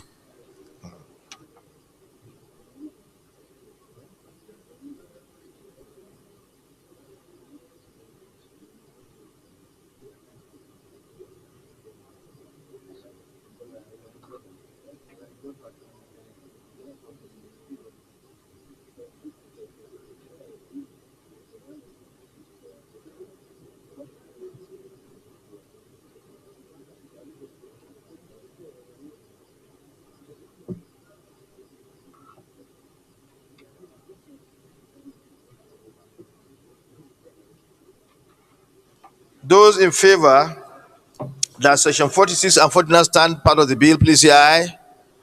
Those, aye. Okay. Those against say nay. The ayes have it.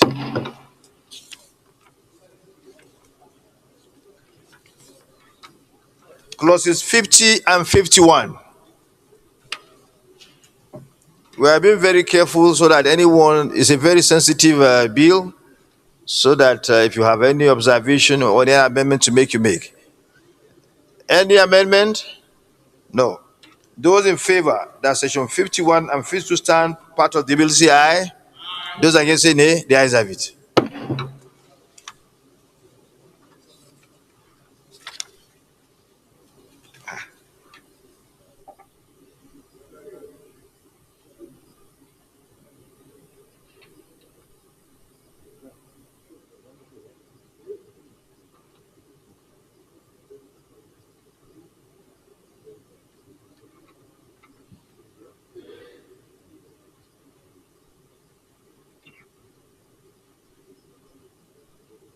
Those in favor that the interpretation and explanatory memorandum stand part of the bill, please say aye. Those against say nay. The ayes have it. The leader of the Senate.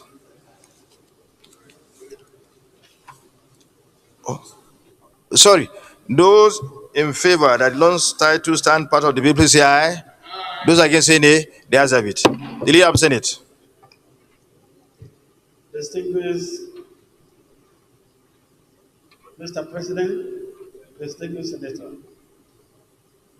I stand to move a motion that we resolve back to session for Mr. President to report progress. The minority leader.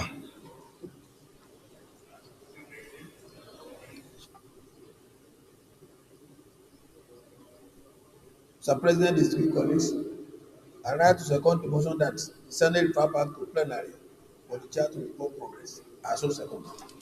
Those in favor of the motion, please say aye. Those against say nay. The ayes have it.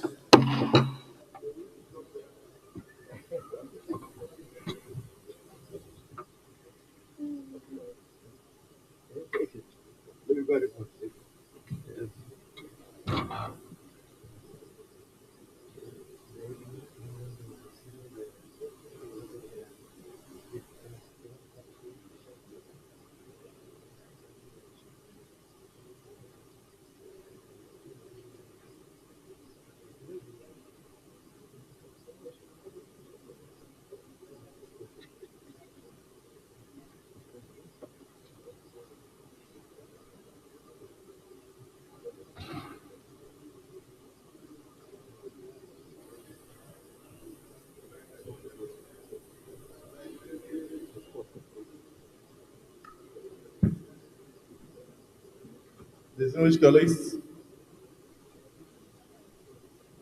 the Senate, in the Committee of the Whole, considered the report of the Joint Committees on Judicial, Human Rights and Legal Matters, Drugs and Narcotics on the National Drug Law Enforcement Agency NDLEA Act Amendment Bill 2024 and approved as follows. Long title as recommended. Number of clauses 1 to 10 as recommended.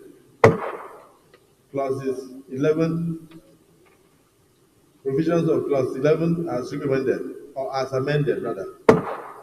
Clauses 12 to 30 as recommended. Short title clause 31 as recommended. Explanatory memorandum as recommended. Is this a true reflection of what transpired in the Committee of the Whole?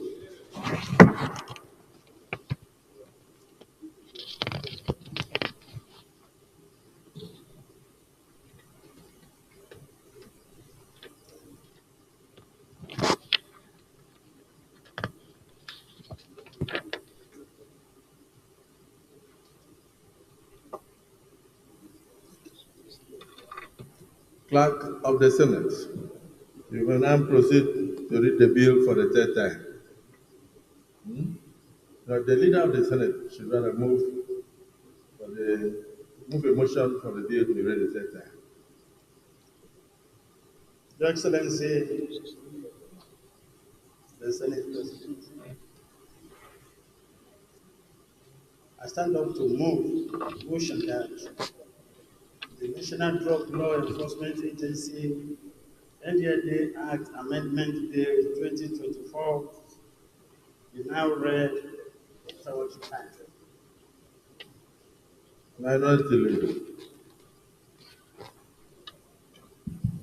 Mr. President, distinguished colleagues, I rise to second the motion moved by the Senate leader. I so second.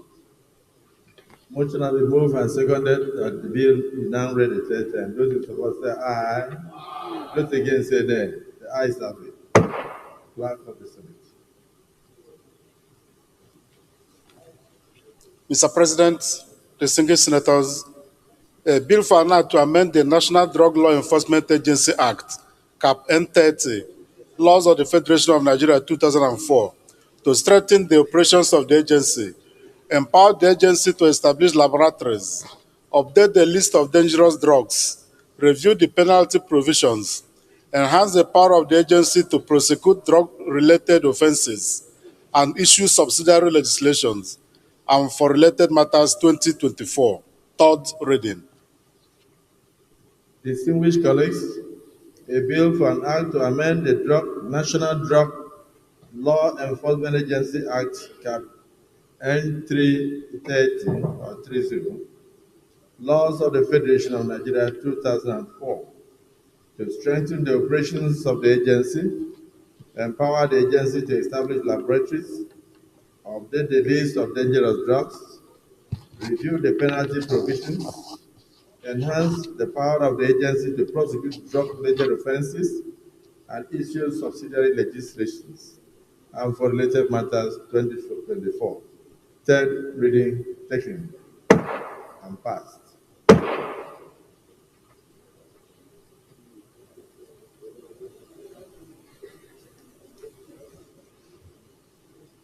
So let me thank the committees for a wonderful job and all our colleagues for their contributions during the clause-by-clause conversation, and thank the Deputy Senate President for guiding the Senate well to arrive at this. I hope this will lead to expeditious constitutions of the law, and also act as deterrent to legislation officers across Nigeria. And deter for people who have intention to go into this kind of criminal activity. Killing people should be killed first. It will lead to a better society. I thank you.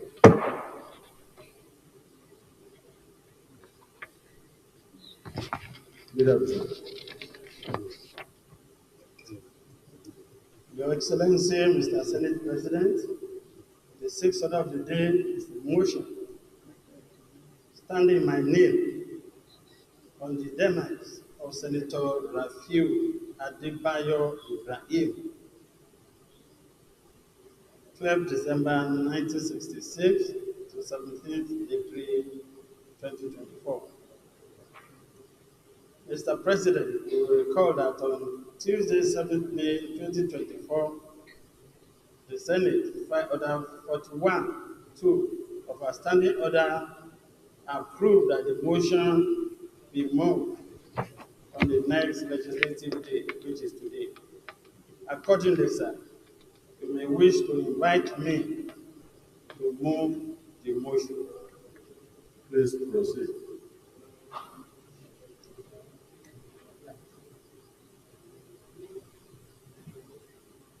Motion of notice on the death of Senator Rafiu Adebayo Ibrahim, Kwara South, 8th Assembly. The Senate knows the sudden demise of Senator Rafiu Adebayo Ibrahim on Wednesday, April 17, 2024. Also note that the late Senator Rafiu Ibrahim represented the good and bad people of Kwara South Senatorial District during the 8th Assembly. He also served in the 7th House of Representatives between 2011 and 2015 as a member representing Ifelodun of and the Federal Constituency of Kwara State. As a referred politician that he was a member of State House of Assembly representing Ogun constituency of Oyo local government in Kwara State between 2009 and 2011. Aware that Senator Rafi Ibrahim served as chairman of Senate Committee on Banking, Insurance, and Other Financial Institutions in the 8th Assembly. He was also a member of Senate Committee on Appropriation, Federal Character, Intergovernmental Affairs, Media, and Public Affairs. Further aware that as the chairman of Senate Committee on Banking, Insurance, and Other Financial Institutions, he sponsored reform legislation such as Credit Reporting Act 2017 and Secure Transaction in Movable Asset Act 2017, as well as sponsoring many other bills in the 8th Assembly of the Senate. His sponsor bill contributed significantly to Nigerian upward movement on getting credit index from number 44 to number 6.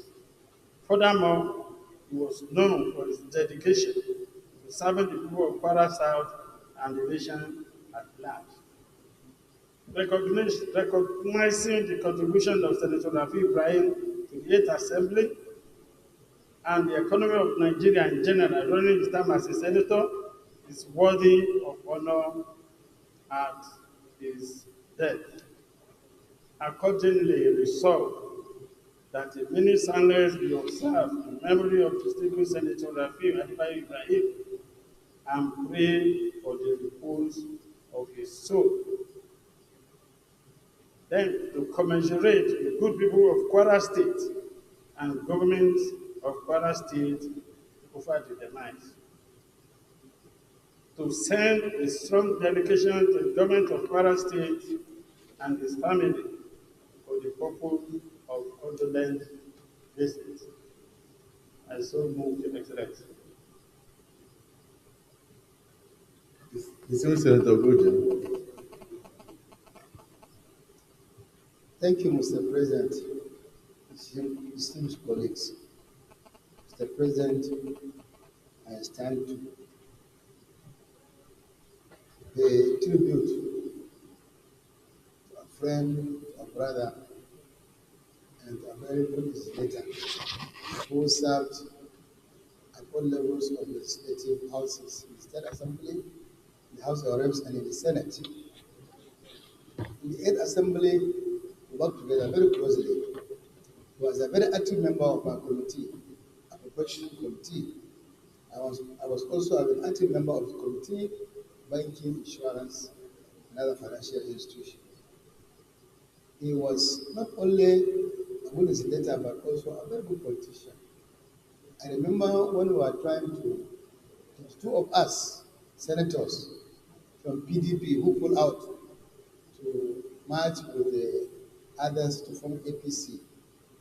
He was very active in coordinating that meetings. All the meetings that we used to form were coordinated by him. In addition to whatever he was doing. He was a gentleman, he was young, very active, he had a bright future for himself, but God knows better. God brought him to his work, and God, in his infinite mercy, decided to take him back. So all we can do is to pray for his soul, for Allah subhanahu wa ta'ala to grant him a Jannah Firdaus, and also give his family the solitude to bear this very big loss. I also want to extend my condolence to his elder brother, to his mentor, the former Senate President of the Senate, Senator Saraki, as well as the people and government of Kwara State for the demise. May the soul rest in peace. Thank you. Thank you. Thank you, Mr. President. Solomon Olamilekon, representing Ogun West Senatorial District. Mr. President, distinguished colleague, I want to start by saying we have lost a rare gem. Mr. President, I came across Senator Ibrahim in the 7th National Assembly, where we would serve as member of the Federal House of Reps. And for the first time, I met a complete gentleman to the core. We both served as members of about 3 different committees. And his activities and his work ethics at the committee level, you will be marveled. Very committed, very dedicated to duty, give its all in the legislative duty. And in the 8th National Assembly, we are just 2 or 3 of us who are very lucky to cross over from the House of Reps to the Senate. And while in the Senate, he chaired the Senate Committee on Banking and Other Financial Institutions. He served as the chairman. And it was during his tenure that a lot of reforms in the banking sector was done while serving as the chairman. While serving in the Senate, in the 8th Senate, he contributed his own quota towards the nation's development. He did his best. He did his best. And while we are about to wrap up the 8th Senate, there were a lot of political intrigues and everything that he has to end up leaving the party to join another party. And after the whole electioneering process, he was not able to make it to the 9th Senate. But sir, for these 8 years that I've come across this man, he's a wonderful man, very straightforward, very focused, committed, dedicated to duty. And I can say vividly that it's going to be a great loss to his constituent who he has had the opportunity to serve as a member of House of Reps and Senate representing the good people of Kwara South. I also want to join my colleague in praying that God will grant his family, his constituent, and Nigerians the fortitude to bear this great loss. I so summon Mr. President. Deputy Senate President. Mr. President, I am Baron Ibrahim Canada. I thank you very much for giving me the opportunity to pay tribute to Senator Ibrahim, who was our colleague here in the Senate, 8th National Assembly. Before I move forward, let me extend my condolences to his immediate family, to the people of the senatorial zone represented, the people of Kwara State, and indeed the entire country, for the loss of the former senator who served this country diligently. He was so spoken, very dedicated, disciplined, and someone who was a team player. We served together with you. You were also in the Senate. And a very young man, I never thought that he would part so much as the will of Allah, because there's praise in the Quran that says, to Allah will not be known, and to him we shall return. I take solace in that. And therefore, I want to pray that may Allah grant him a Jannah Firdaus, and may Allah gives his family and all of us, his friends and associates, fortitude to bear his loss. Thank you, Mr. President.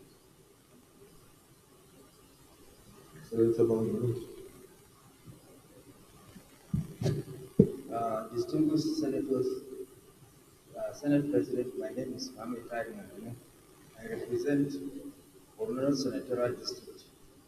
Distinguished senators, my path crossed with late Senator Rafiu when we served together in the House of Representatives. And I was able to have the privilege of closely working with him because we shared membership of different committees. Having interacted closely with him, I've seen his humility, his compassion, and his sense of camaraderie in whatever he's doing. Kulli nafsin zalikatul maut. Every living soul must face death. There is time to be born and time to die, which is obligatory, not only of human beings, but every created living being. And in between, it is time to serve. Senator Rafiu has come, and in between the time he was born and his death, he has served humanity to the best of his ability, to the glory of God. And I want to wish and pray that Allah grant him Al-Jannatul Firdaus and his family to have the fortitude to bear this irreparable loss. Thank you. Distinguished colleagues, I join all the speakers, the Senate President, as well as the Congress, and all of you to confirm that yes, indeed, I had personal knowledge and interaction with Mr. Ibrahim and in the 8th Senate. He was a very loyal person. And because he was loyal to his leader, that he came with from Kwara State, who later became the Senate President. He showed absolute loyalty, unwavering loyalty. The Senate was totally committed to his work. He was very reliable, a team player. He wasn't a nightmare. He was somebody, he wasn't even a troublesome person. He was somebody that you find very easy to relate with. A problem solver. At any point in time you have anything to discuss with him, you always try to find a solution. At first he will tell you, give me till tomorrow. I'll see what I can do. So, and he was quite young. I believe that for him to have died at this stage now, we can't question God, but it's unfortunate that he left us. By the time he has a lot to contribute. We expected him back in the Senate, but he did not make it due to the familiar situation of the world in balance at the time. So, but then, we can only thank God for that. I join you to console the members of his immediate family and also condole with the former Senate President, Mr. Bukola Saraki, because I know what the great loss this was named to him personally. Before we even talk about the entire family, the episode political groupings, the death of the field was very devastating. The rest of us is collegial living. We are very servant, and we wish God Almighty to grant support for the family and the replacement for the good things we are doing to our dear country. So I thank all of us for our contributions, and we can go straight into the prayers. So the deputy leader of the Senate will also go with you. And share with you these great ones. And thank you for bringing this to the floor. Observe a minute silence in memory of distinguished Senator Rafiu Adebayo Ibrahim. And therefore, pray for the repose of the soul. Those who are in support of prayer, I want to say aye. Those against say nay. The ayes have it. Prayer 2 and 3 will be taken together.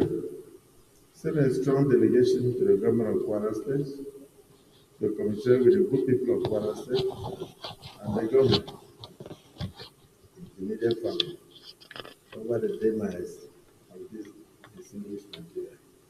There are few Senator of the Federal Republic of Nigeria. Those who are in support of the two prayers say aye. Those against say nay. The ayes have it.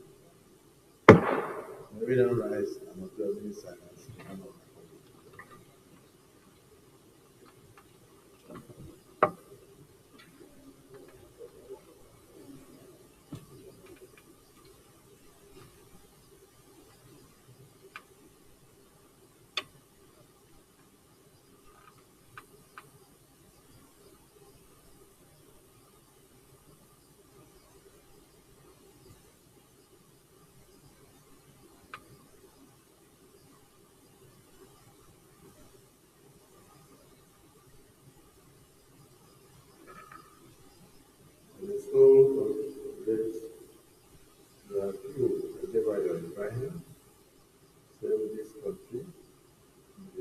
representatives in the Senate and other capacities best effective.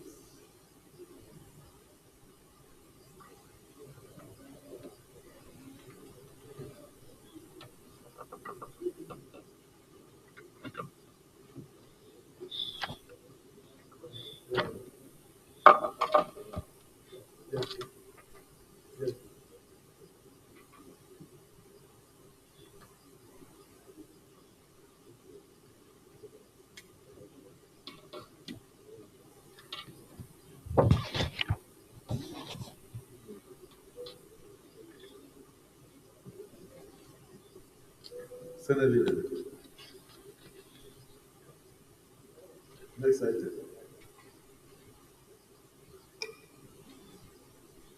Your Excellency, the Senate President, the seventh order of the day and the last order is a motion standing in the name of Senator Ibrahim Osita on the persons with disability in Nigeria and the call for full implementation of Disabilities Act. Mr. President, you may wish to invite Senator Osita to move the motion. This is Senator Osita is on. Thank you, Mr. President, and my distinguished colleagues. My name is Osita Izunaso. I represent the people of Igbo West. Mr. President, I'm standing this afternoon to move a motion on persons with disabilities in Nigeria and call for full implementation of the Disability Act. Mr. President, with your kind permission, may I move? Yes, proceed.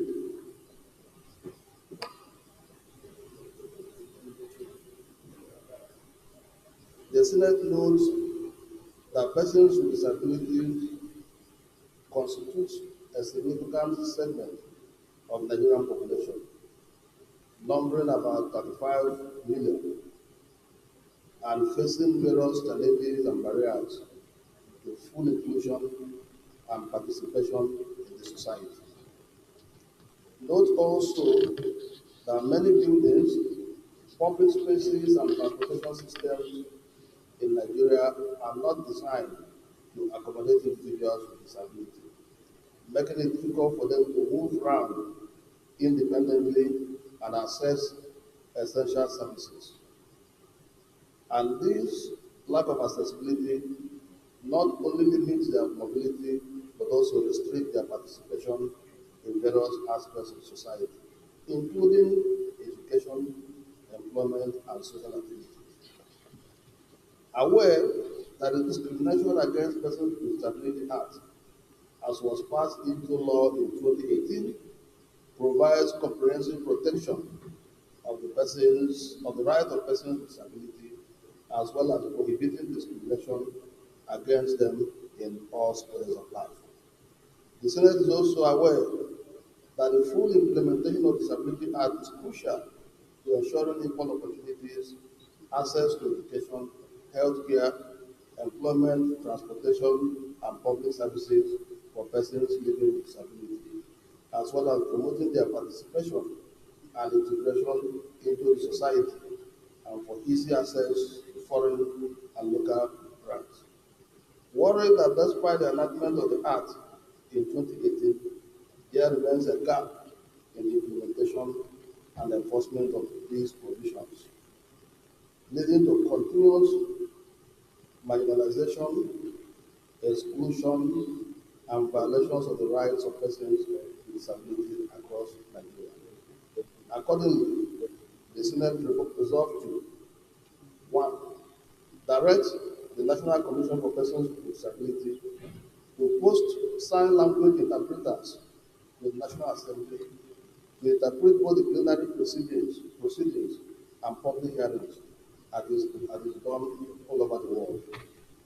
2. Set up a disability desk in the Senate, in the office of the Senate President, to deal with all issues concerning persons with disability. 3. Create a standing committee for persons with disability in the Senate rules. Even in the House of Representatives, they have a standing committee for persons with disability. We also call for the allocation of adequate budgetary resources and funding for programs, initiatives, and services aimed at addressing the needs and priorities of persons with disability, including but not limited to education, healthcare, vocational training, assistive technology, and accessibility infrastructure. Commend the 23 states of the Federation that have so far domesticated the bill, the Act for Persons with Disability, and urge other states to prioritize and expedite full implementation of the Act in line with the International Human Rights Convention, including the United Nations Convention on the Rights of Persons with Disability. And finally, to ensure disability mobility access in all Senate facilities and other government and private buildings. I so move, Mr. President. Any seconder?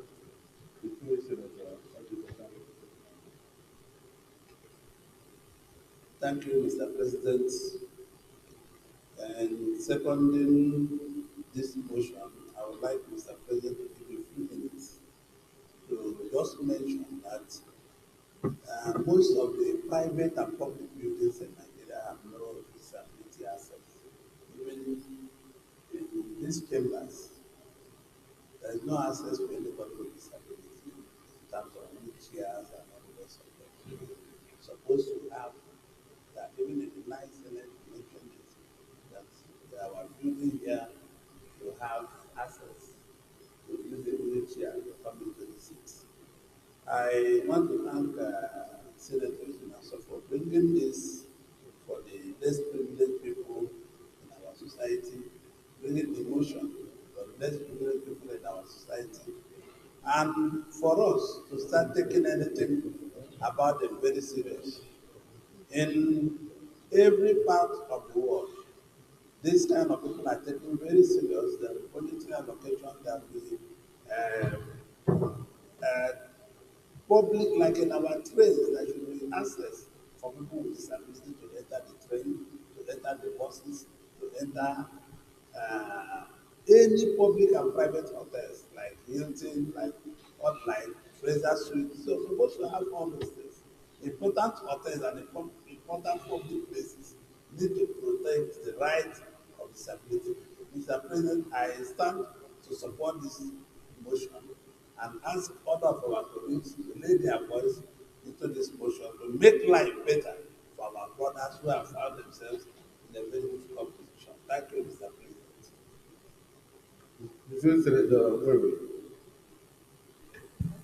Thank you, Mr. President.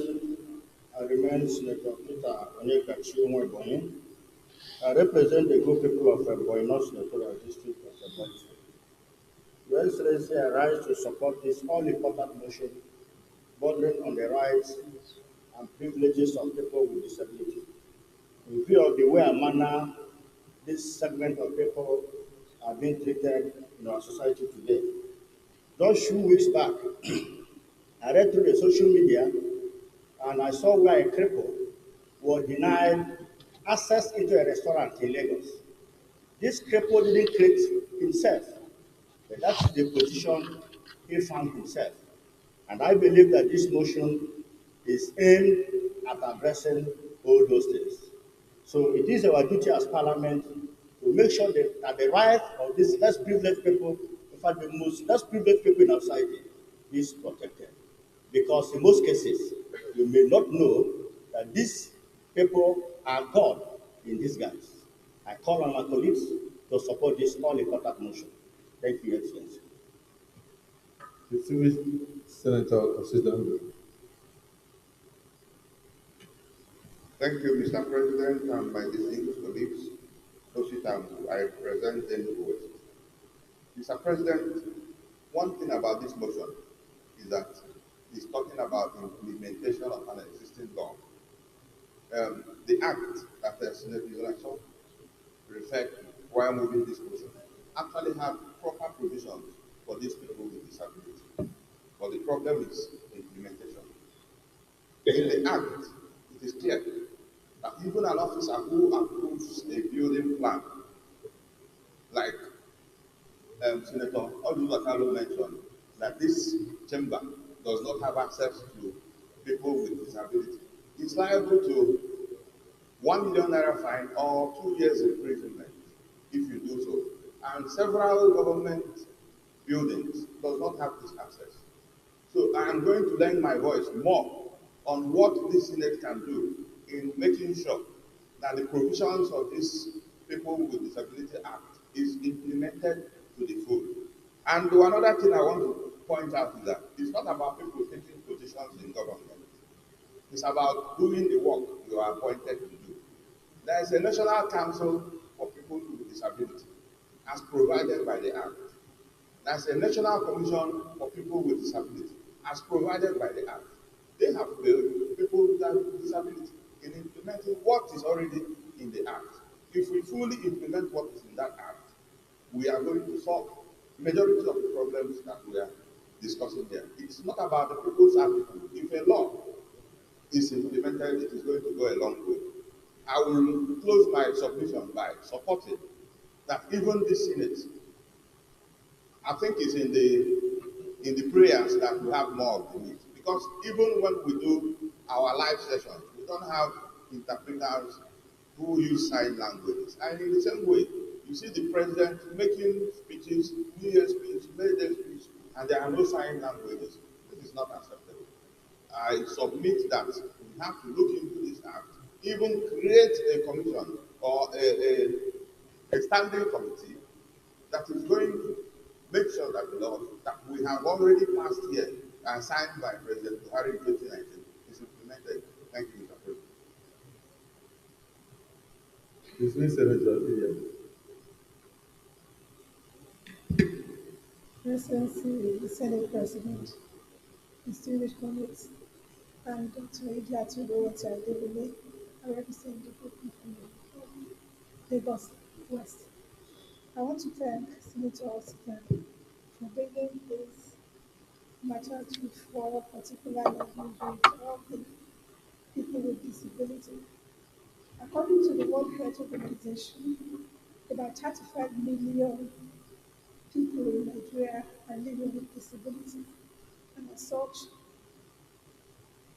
paying particular attention to them on this occasion is something commendable, and I want to also say that apart from them having the disabilities, they also have the issue of health inequalities.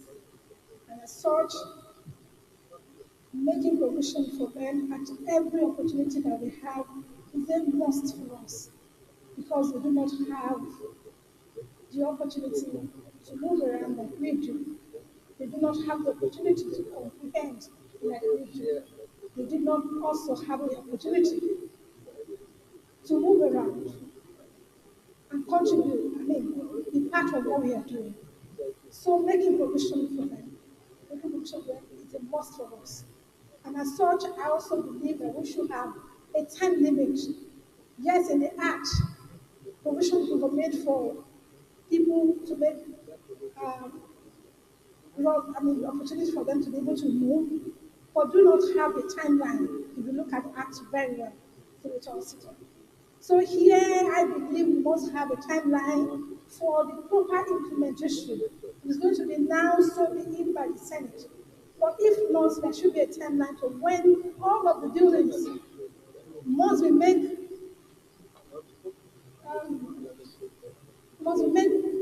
compatible for them to be able to use, and catering for them, providing for them, giving them opportunity to live very well is a must that this Senate, by the grace of God, must do for this set of people in our society. I so submit. Distinguished Senator Siako of Gombe State.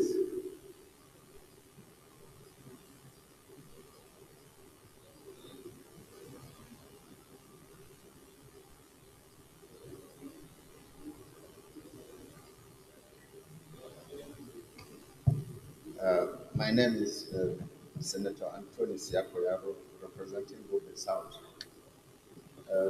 I stand to support this motion wholeheartedly, and I know how passionate our Senator Zinaso is feeling about disabled people.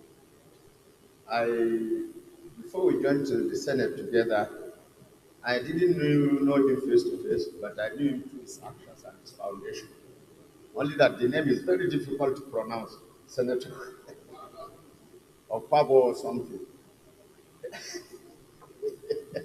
So it's right, coming from the very right person, and I'm sure we'll follow up to get it through. Just like my leader said, Osita, implementation is the issue.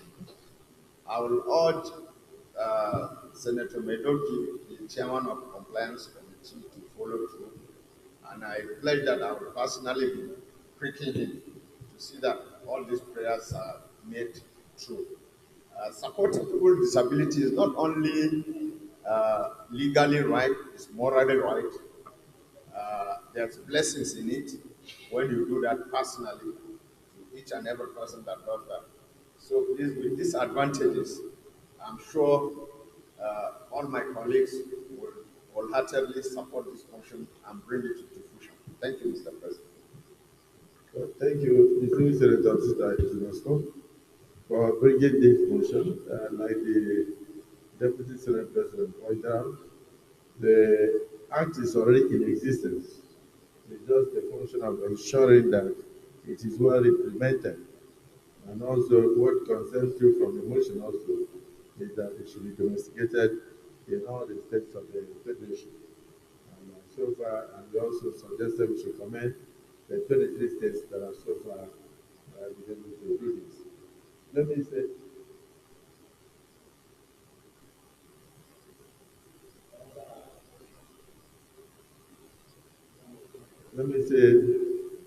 that in the Senate so far, we actually have a disability entrance into the Senate. It's right there on the left-hand side.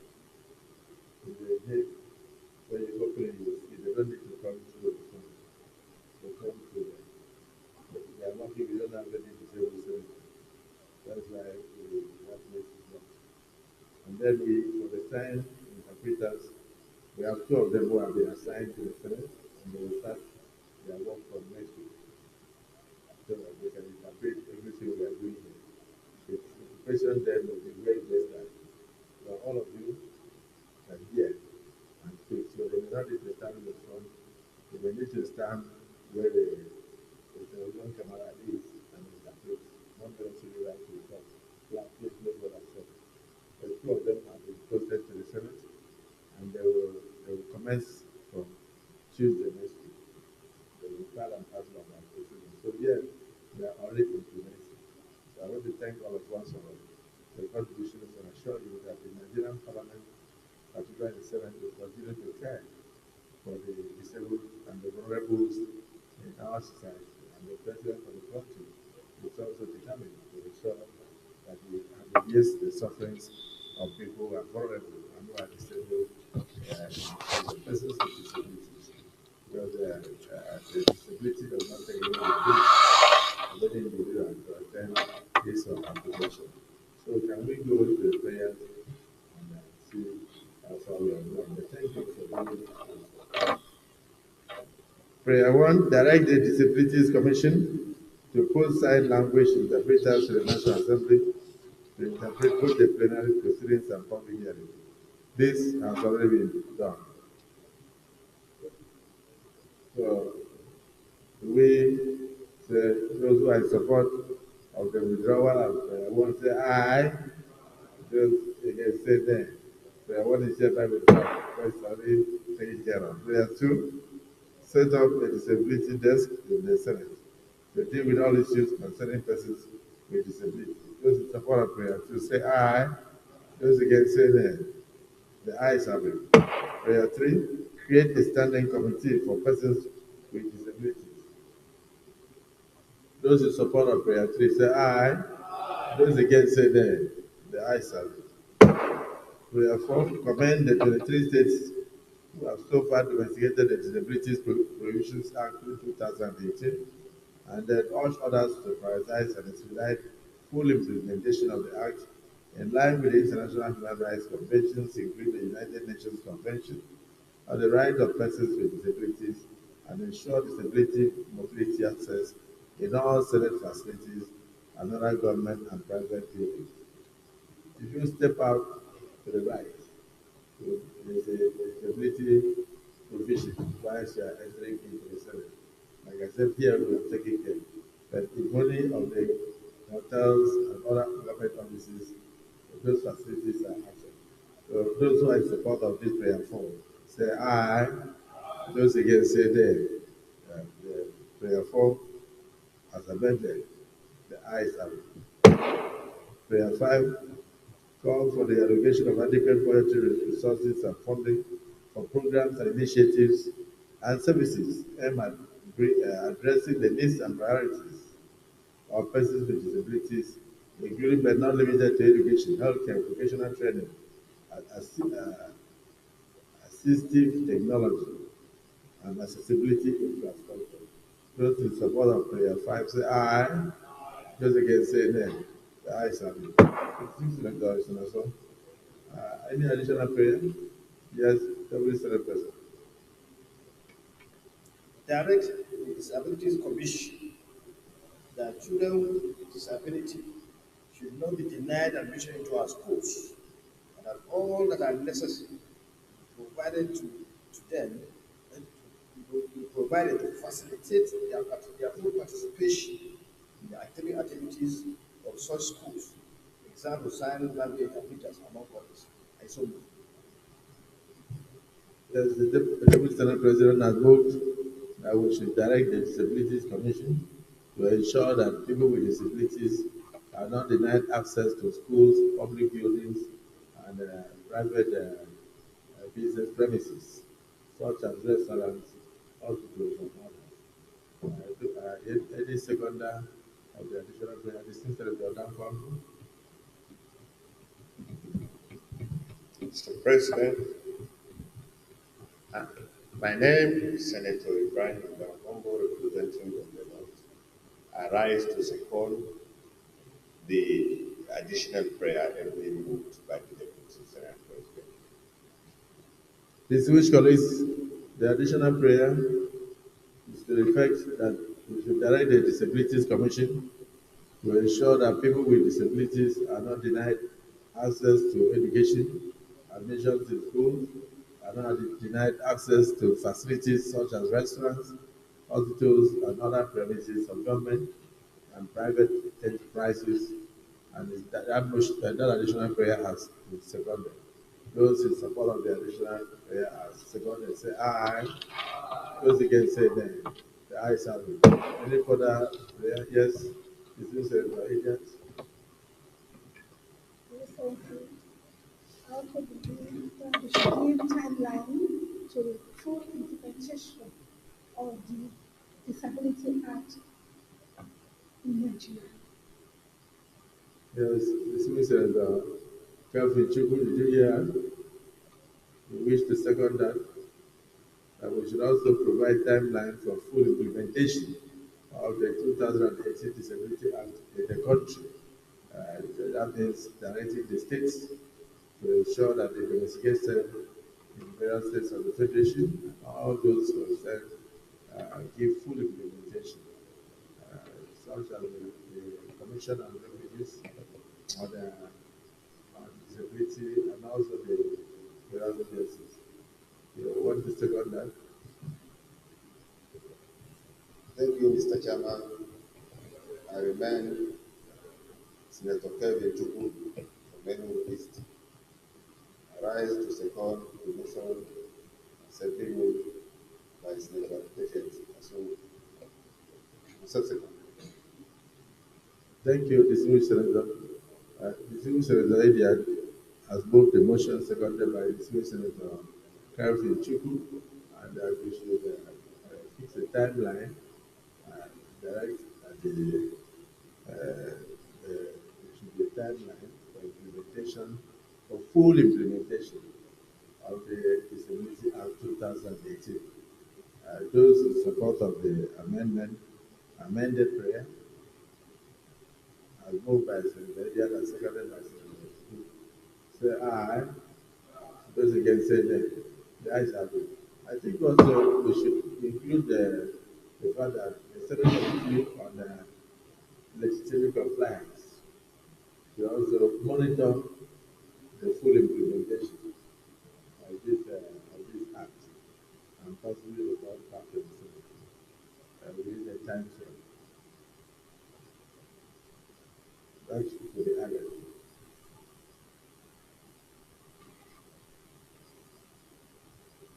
Senate Committee on legislative compliance to monitor the full implementation of this act.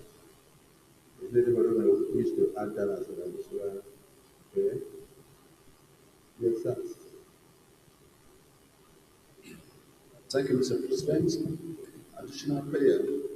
In view of the existence of the Disabilities Act 2023 and the existing gap in implementation, I further move that the Committee on Legislative Compliance should make all necessary interviews and engagements to ensure the full implementation of this act within the next 6 weeks.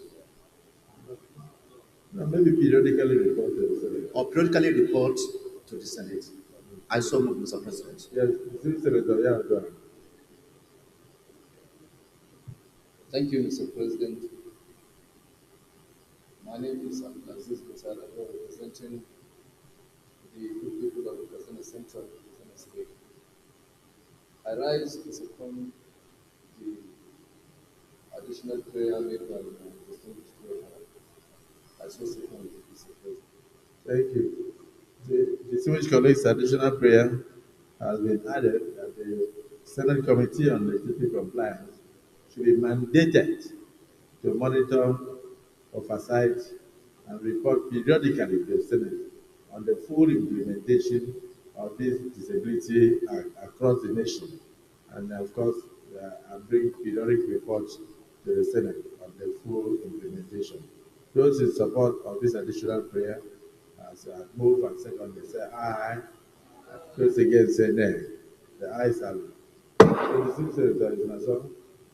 If your phone will allow you, you will notice that this was a very popular motion. And we must also try to ensure that we don't answer phones while we are having Senate sittings. It's against our rules, because we are all distinguished senators, we cannot break our rules. And so I want to thank you once again for bringing this to the fore.